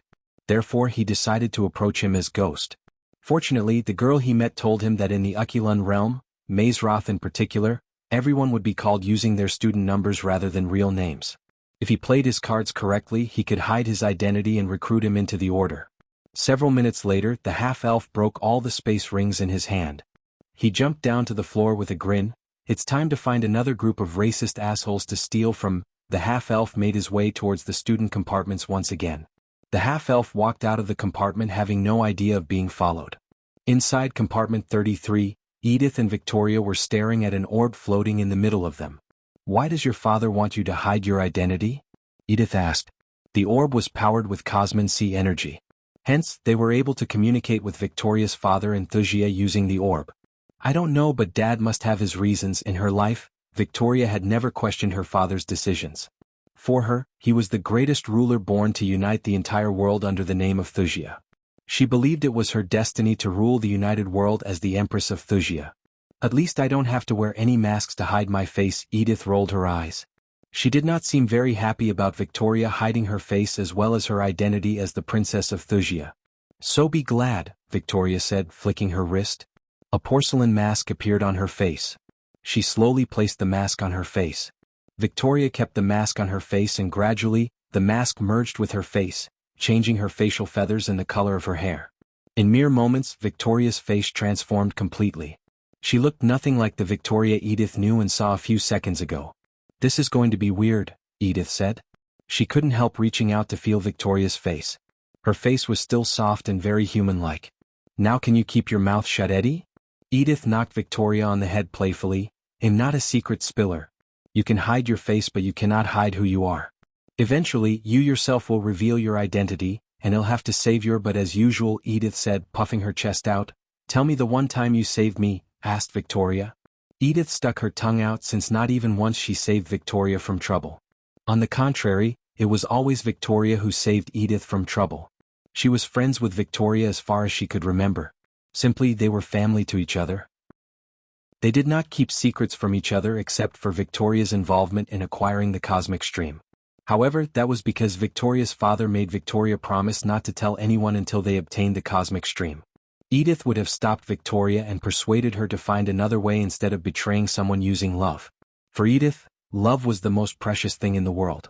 Because Victoria was her best friend, subconsciously Edith ignored the fact Victoria faked being in love with Abras and betrayed him for the cosmic stream. Thusians did get the cosmic stream and they were using the stream to become the strongest. However, they failed to realize that the power came at a cost. Chapter 429 Castle of Mazeroth. Castle of Mazeroth. While Michael was coming to Mazeroth on the train, Gaia had already reached the outskirts of Mazeroth. Mazeroth Castle was a large, 9-story high building supported by celestial magic with 252 staircases throughout its many towers and turrets and very deep dungeons. The castle was built 4,000 years ago by a 6-star architect and the 4 most celebrated cultivators of the age: Archer Crook, Ingrid Stenham, Chiojin and Karjan Pavlovich. All of them were 6-star warrior, alchemist, rune master and blacksmith respectively. The castle was the main building of the Mazeroth, regarded as the finest academy for studying wizardry in the world. Mazeroth was built on the Mother Mountain in Akulun Realm. The Mother Mountain was said to be one giant mountain before something destroyed the mountain into pieces. The floating mountains were once pieces of the Mother Mountain. Mazeroth was surrounded by a fairly large lake to the south of the main building. The huge main oak front doors that led into the entrance hall faced west and opened up to sloping lawns. Endless forest extended around to the west of the castle. There were also exterior greenhouses and herbs patches on the school grounds for the alchemy students. Due to its ancient age and the sheer amount of celestial energy present in or around it, the castle had developed a form of sentience, though none could confirm this. Gaia just came out of the forest to the west. She was stunned by the sheer magnificence of the castle. She always praised the castle of Nagaland and took pride in the castle her ancestors built. However, the castle of Mazeroth made the castle of Nagaland look like a poor shack. "Ah, miss," suddenly Gaia heard a voice from behind. In a split second, a long sword appeared in her hand. She turned around at lightning speed. God! The one who shouted seeing her sword against his throat was a giant of a man. His face was almost covered by a tangled mane of a beard. "Miss, my name is Gilrine, the groundskeeper of Mazeroth," said Gilrine without moving an inch. The pointy edge of the sword was just an inch away from his throat and the girl looked as though she would send the sword through his throat if he dared to move. Prove it. Gaia was the intruder, yet she intimidated Gilrine without showing any hesitation. She trained herself to proficiently lie before meeting Ghost, but after meeting him, he honed her skill of lying further. One of the lessons she learned from Ghost was that the best way to lie was to believe the lie. Slowly, Gaia threatened when Gilrine tried to move his hand. "My card is in my pocket." Gilrine slowly moved his hand inside his coat pocket. Gaia heard several sounds. She even heard a bird squeak. Gilrine let out an awkward smile, trying to find his identification card given to him by the headmistress. It took him almost 5 minutes to find the card. Gaia noticed Gilrine taking out a silver card with his picture on it. The words "Groundskeeper of Mazeroth" was etched onto the card in gold. "Excellent," she thought to herself. "Miss, can you please?" Gilrine gently touched the sword, pleading for her to take the sword away from his throat. Gaia looked at Gilrine from top to bottom before finally moving the silver sword away from his throat. She put the sword into the sheath hanging on her waist. Gilrain sighed. Miss, how did you get here? You should be with your batchmates on the train, frowned Gilrain. Batchmates? Who do you think I am? I am the new combat professor, Nayla Steinmeier, she exclaimed, flicking her wrist as a silver card similar to Gilrain's identification card appeared in her hand. She threw the card at Gilrain. Gilrain was taken aback by surprise. At most, she would be 30, and 30 was way too young to be a professor. Still, the identification card showed him that she was indeed Nayla Steinmeier, the new combat professor. If Headmaster recruited her to teach the art of combat to the students, Gilrain had no doubts that she was the best because Mazeroth accepted only the best of the bests. Professor Steinmeier, you were hunting out in the woods? Asked Gilrain. The thought of Gaia killing another imposter and taking her identification card and pretending to be Nayla Steinmeier never came across Gilrain's mind. After being teleported by the system, she woke up in the forest. While she was searching for a way to get back to Michael, she ended up in the middle of a battle between two girls. They were equally matched, and when Gaia saw them, both of the girls were badly injured by each other. She did not interfere. However, she wanted to contact Michael and ask him what to do when both the girls used the most powerful spell in their arsenal.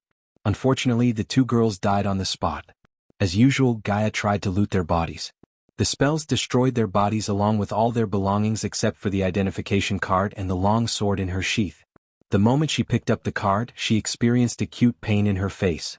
Surprisingly, the mask Michael gave her transformed her face to look like the face on the identification card. Are you going to stand there or show me around the castle? Yes, this way, Professor Steinmeier. We still have some time before the students arrive. Gilrain walked in front of her, taking the lead. While showing around the castle grounds, Gilrain went on and on about the history of Mazeroth. Gaia paid no heed to the history lesson. Show me the tree, ha. Gilrain was confused by her sudden question. They were at the training grounds, which was a flat, shortcut grassy area and were located near the greenhouses. There was no tree in the vicinity, so he scratched his bushy beard with a confused look on his face. Can you be more specific, Professor Steinmeier? Never mind, I will practice my punches later, Gaia lied. She wanted to find the tree her mother talked about, the tree with the dark elf. She probed Gilrain because he seemed to know a lot about the castle grounds and the Ukulun realm. Since there was nothing but a confused look on his face, she learned that the location of the tree was well hidden. Gilrain, they were on their way to the courtyard when Gaia met a tall, severe-looking lady in her late 60s. Her dark hair was tied up in a bun and wore round spectacles. Gaia's heart skipped a beat as the woman was a level 10 fusion stage cultivator. Headmistress Martin, Gilrain bowed his head with the utmost respect. The lady nodded in return before turning her gaze towards Gaia. Oh, Headmistress Martin, this is Professor Nayla Steinmeier, our new combat professor. How stupid of me. You must have known this. Gilrain let out an embarrassed chuckle. New professor? Wulfric did not say anything about getting a new combat professor. I checked her identification card, Headmistress, Gilrain said before Gaia could open her mouth. It must have slipped his mind. Fortunately for Gaia, Headmistress Kayla was on an urgent business and she trusted Gilrain and the security measure of Mazeroth. Hence, she did not think Gaia was an imposter. In a blink of an eye, Kayla turned herself into a milky white eagle and flew into the dark sky. Gaia was stunned yet again. She is the best shapeshifter there is, Gilrain proudly said. Gaia could also notice a tear dropping rolling out of his eyes in pride. Through the oak door in the courtyard, they stepped into the castle. The corridors were as wide as a spacious hall. It was brightly lit with huge chandeliers and giant candles. Where is everyone? Gaia couldn't help asking Gilrain, looking at the empty corridors and halls. This entire time she saw no one except Gilrain and Headmistress Martin. Once again she looked around, standing in front of the giant oak door. Instead of answering, Gilrain just grinned. Then he pushed open the oak door. The moment the door was opened, the silence she experienced disappeared. The buzzing sound and the chitter-chatter of people reverberated in the area. Welcome to Mazeroth, Professor, Gilrain said proudly. The bustling large hall before her was the main hall of Mazeroth. It had enough space to hold every student as well as the main staff and guests. The hall had tall walls that reached up to the ceiling, which was covered with floating candles and enchanted to look like a starry sky. At the front of the hall was the staff table, which was designed to house the entire Mazeroth staff. In the center of the table was a throne chair where the headmaster sat. In front of the staff table were 5 6-foot pillars. The pillar in the center was made of glass, unlike the rest of them, which were made of granite stone. The hall was lit by thousands and thousands of candles that were floating in midair over 4 long tables, where the rest of the students were sitting. These tables were laid with glittering golden plates and goblets. Gaia looked upward and saw a velvety black ceiling dotted with stars. It was nothing like the starry sky she had seen, it was more beautiful, more mesmerizing. She really had a hard time believing there was a ceiling there at all, and that the hall didn't simply open onto heaven. The students were busy gossiping and playing as they did not notice Gaia. Chapter 430 Sorting Ceremony. Finally, the train came to a halt. One by one the compartment doors opened. Michael waited for everyone to leave before he left the train last. When he came to the door, the scenery before him took his breath away. "Wow!" Nightmare exclaimed. Unlike Michael, who meditated on his way, Nightmare was looking at everything through the window still. When he saw the place with nothing in front of his eyes, the place looked 100 times more stunning or more. For Michael, the Mazeroth castle immediately reminded him of Hogwarts. Of course, the castle was unique in its own way. Now that he stepped outside the train, he was able to see more and more students who seemed to be of the same age as him. He could see almost every fantasy race such as elves, dwarves, humans, orcs, and beastmen. The elves were standing in a group away from the other races while the dwarves seemed to be cursing at the elves for some reason. The tension between the two races was visible. Almost every single one of them was familiar with them. The elves mostly carried a beautiful snowy owl in a cage. Contrary to the elves, the dwarves were standing beside various breeds of dogs. Michael smiled inside seeing dog breeds such as Husky, German Shepherd, and Bulldogs in this world. Some of the dogs, however, had wings and pointy ears. Taking his eyes off the dwarves, he noticed the growling faces of orcs and the beastmen. Orcs were the bodybuilders of this world. Their bulky muscle mountain physique itself terrified many humans. Despite their terrifying look, the orcs were a peace-loving race. Only a few tribes such as Dalar's tribe advocated war and violence. According to Gaia, the orcs preferred to live in peace and prosper through trade routes with nearby kingdoms. The orcs were the only powerful race in the world who did not have their own kingdom. Almost all the orcs had a raccoon with a long bushy tail sitting on their shoulders. Among the humans, he was standing last beside the half-elf. Each and every man and girl in the crowd carried an exotic rare familiar. The dragons were said to be a rare race, yet he could see a bunch of dragons flying around like flies. Some of the dragons radiated a noble aura, their demeanor, the way they looked at the others, the shininess of their scales, simply, those dragons stood out. Edith and Victoria were standing in the front. Since Michael had no idea who they were, he paid little attention to them. His full focus was on the half-elf and the majestic castle in front of him. "Why are we standing here? Where is that giant?" The elves began to show their discontent with waiting. Only the elves were daring enough to be like this. The rest of them were glad to be a part of Mazeroth, unlike the elves. The more he saw the elves, the more he realized the assholeness of the elves. On top of being racist, they seemed to be lacking patience. Michael looked around his surroundings. They seemed to be in the training grounds because the grass field was neatly pruned and he could notice pitches resembling cricket pitches. The cultivation level of each individual surprised Michael. None of them was stronger than him. Only one girl seemed to be on the same stage as him. With the experience points he received from the Reapers Gaia killed and the ninjas he killed back in Hades, he was able to reach core strengthening stage level 4. He was the strongest among them and the girl piqued his curiosity. However, curiosity wasn't enough for him to go to the front and talk to the girl. He had more pressing issues to take care of. In this world full of surprises, it was logical for someone else to be stronger than him at this point in his life. It would take him decades to be the strongest of them all. Silence, an authoritative voice sounded from above them. All the students looked upward and saw a group of 4 descending. The leading figure was a young man wearing square glasses. Behind him were 2 girls and a youngster who showed his chiseled body and magazine-worthy abs. The gray-haired young man wearing glasses was in silver armor that fit perfectly on his body. He carried a heavy sword on his back. Just like Michael, this youngster too had a short haircut. The blonde-haired girl behind the young man looked cold, stern, and unsympathetic. The other girl, whose black hair flayed in the wind, had a warm smile on her face. She seemed more friendly and very approachable than the other girl. Currently, the 4 of them slowly descended onto the ground. Unfortunately for Michael, all of them were core formation level 10 cultivators. While he was in the Oculun realm, he did not want to stand out. The attraction would hurt his search for the dark elf in the tree. He simply preferred anonymity in Oculun realm. He never expected that he would be the strongest among them. He could however hide his cultivation level with the help of the system, but that would definitely raise red flags if someone tried to perceive his cultivation level, especially the professors.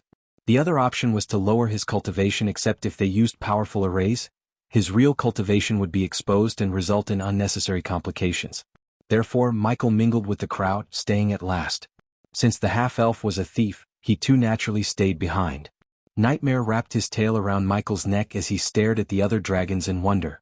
He had never met his species and he was curious about the other dragons. "Welcome to Mazeroth. I am Elliot Watson, the head prefect," the youngster carrying the heavy sword proudly said. He adjusted his glass before continuing, "Shall we?" Elliot looked over his shoulder at the tall, bulky youngster behind him. The students, including Michael, did not know what the four of them were planning to do. Soon he found out when a hot air brushed past them. The heavy sword which was in the sheath a second ago was now in his hand. Even Michael failed to notice as the youngster moved too quickly, faster than blinking an eye. "As expected," Elliot nodded. He then turned his gaze back at the new students. "Listen to your prefects and don't taint the proud name of Mazeroth. If you do, I will take care of the matter myself." Then the four of them took off, leaving the students confused. Only a few students could guess why they came. The hot air brushed past them was celestial energy. Elliot checked if there was an imposter amidst them. Although the odds of forging the teleportation scroll to Mazeroth were near zero and no one had managed to do so, it was customary for the head prefect and the student leaders of each specialization to conduct a search when the new students arrived. Michael felt a major déjà vu looking at the disappearing figures of the four students. It felt like yesterday he saw Alex, Adam, Selena, and Sadie at the Heaven's Gate competition.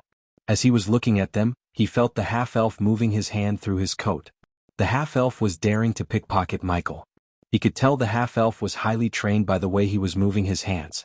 Too bad the half-elf was trying to pickpocket the Earth's #1 hitman and the deadliest man. "Your trick won't work on me, half-elf," Michael whispered to the half-elf. The half-elf's face instantly became paler. "You need fingers to break open those space rings you stole. Don't make me break them," he whispered to the half-elf with a smile on his face.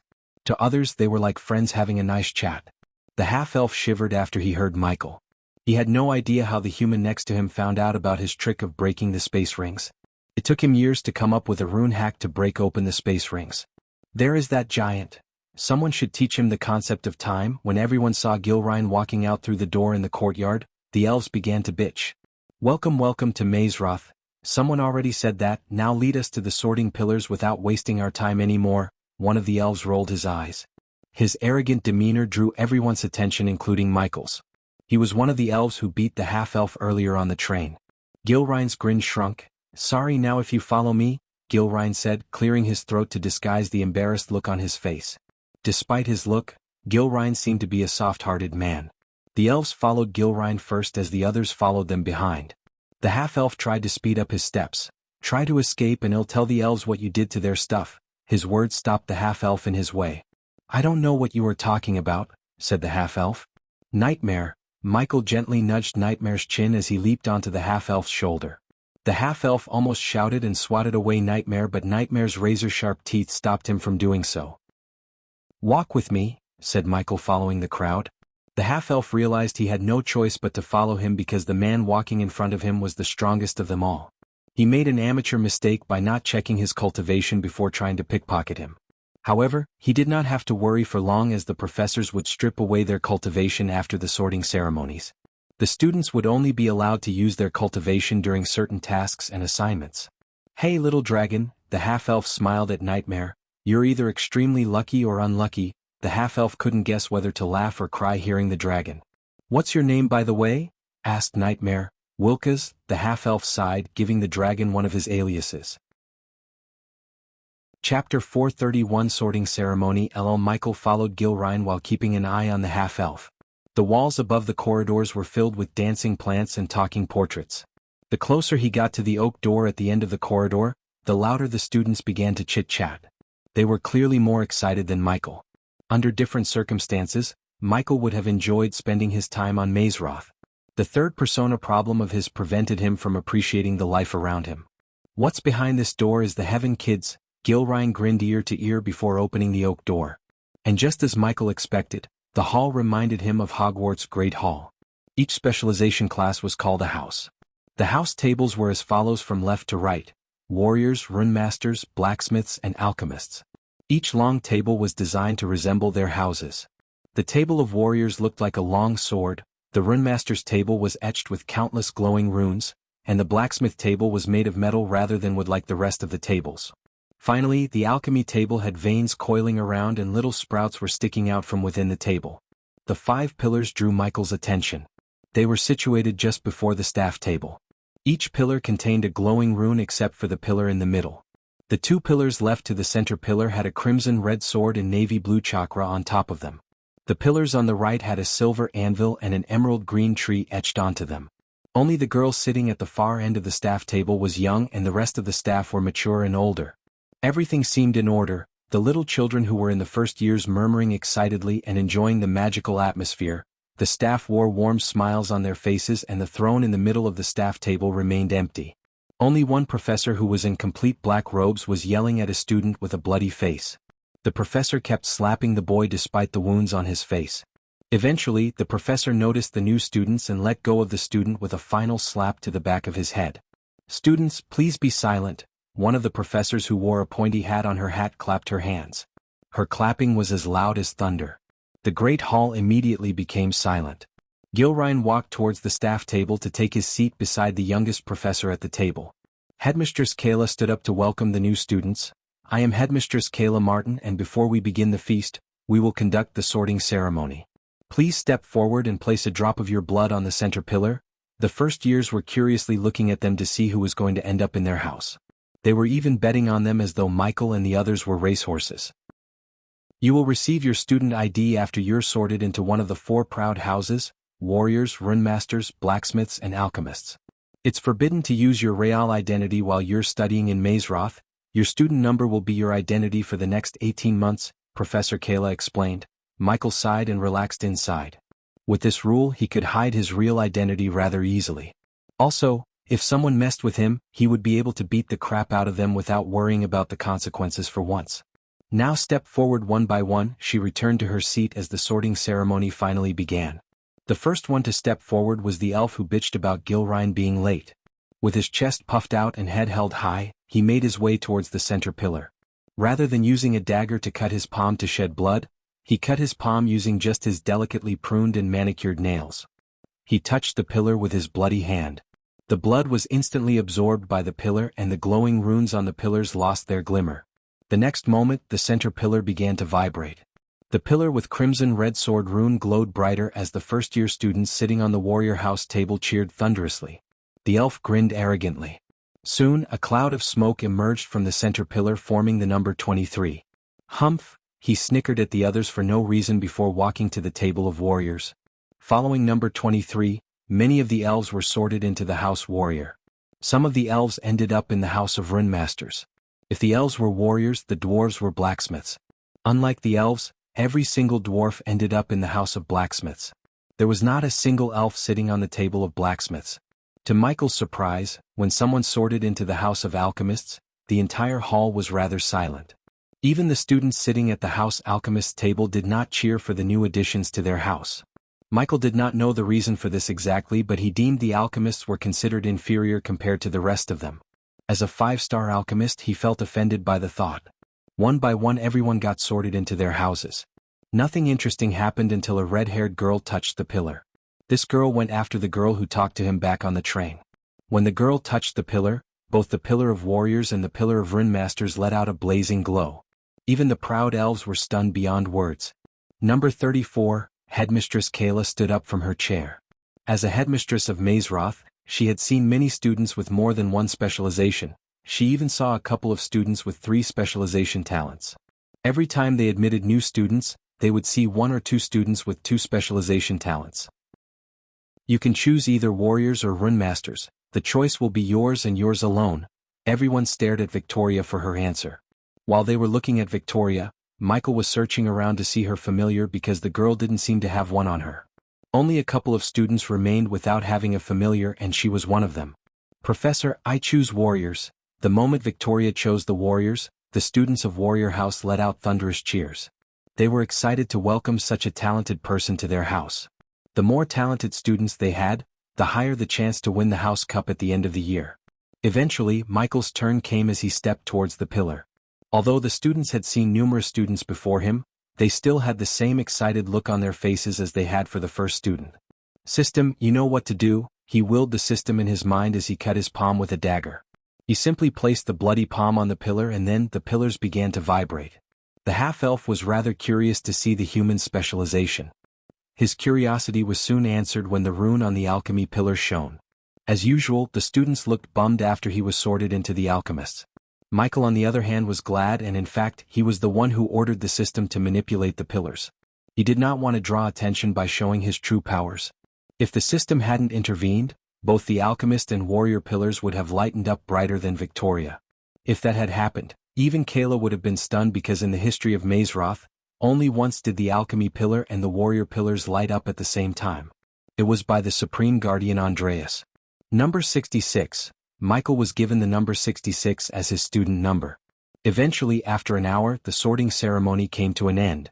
As expected, Wilkas the half-elf was sorted into the House of Runemasters.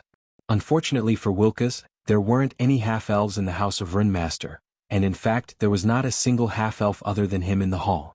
Michael noticed not only elves and humans but everyone isolating Wilax at the table. Only a couple of orcs remained still without moving away from Wilkas. Although Wilkas seemed to be used to this treatment by everyone, Nightmare could see the pain and anger in his heart through his eyes. "I can turn this hate into loyalty," Michael said to himself, sitting on the alchemist's table. After the last dwarf got sorted into the House of Blacksmiths, the sorting ceremony finally came to an end. The throne at the center of the staff table remained empty to the end. Headmistress Kayla yet again stood up from her chair with a wine glass and a silver spoon in her hand. She tapped the glass with her spoon. "Students," the entire hall went silent. "Let the feast begin." The golden plates and goblets on the tables were instantly loaded up with delicious food. The new and the old students alike dug into the feast, devouring everything before them. The food could be on par with Raylene's cooking. Hence, even Michael was unable to resist the mouth-watering deliciousness in front of him. Everything in the cooking book could be seen on the table. There were roast beef, roast chicken, pork chops, lamb chops, sausages, bacon, steak, joints, steak, boiled potatoes, roasted potatoes, mashed potatoes, chips, pudding, peas, and carrots. The desserts such as blocks of assorted ice cream, apple pies, chocolate gateau, treacle tart, pumpkin tart, chocolate eclairs and jam donuts, trifle, and strawberries were served for the students who craved sweets. After the last student licked his bowl clean, the food on the table magically disappeared as the table became empty once again. Now the students can take some time to bask yourselves in the beauty of Mazeroth. But remember, the forest to the west is forbidden for the students. Headmistress Kayla's words piqued his curiosity. If the forest was forbidden, he knew there must be some secret hiding within the forest, and that secret might be the dark elf he was looking for. "Follow him or he'll bite your head off," Nightmare threatened Wilkas when he tried to walk in the opposite direction of Michael. That you're tuning in to the Han Lee's Wuxia Chronicles YouTube channel. We're so grateful for your support, and don't forget to subscribe to join us on this incredible journey through captivating stories. Your generosity through donations truly makes a world of difference, as it's the primary source of revenue that allows me to expand and enhance this channel for you. Thank you from the bottom of my heart for being a part of this adventure.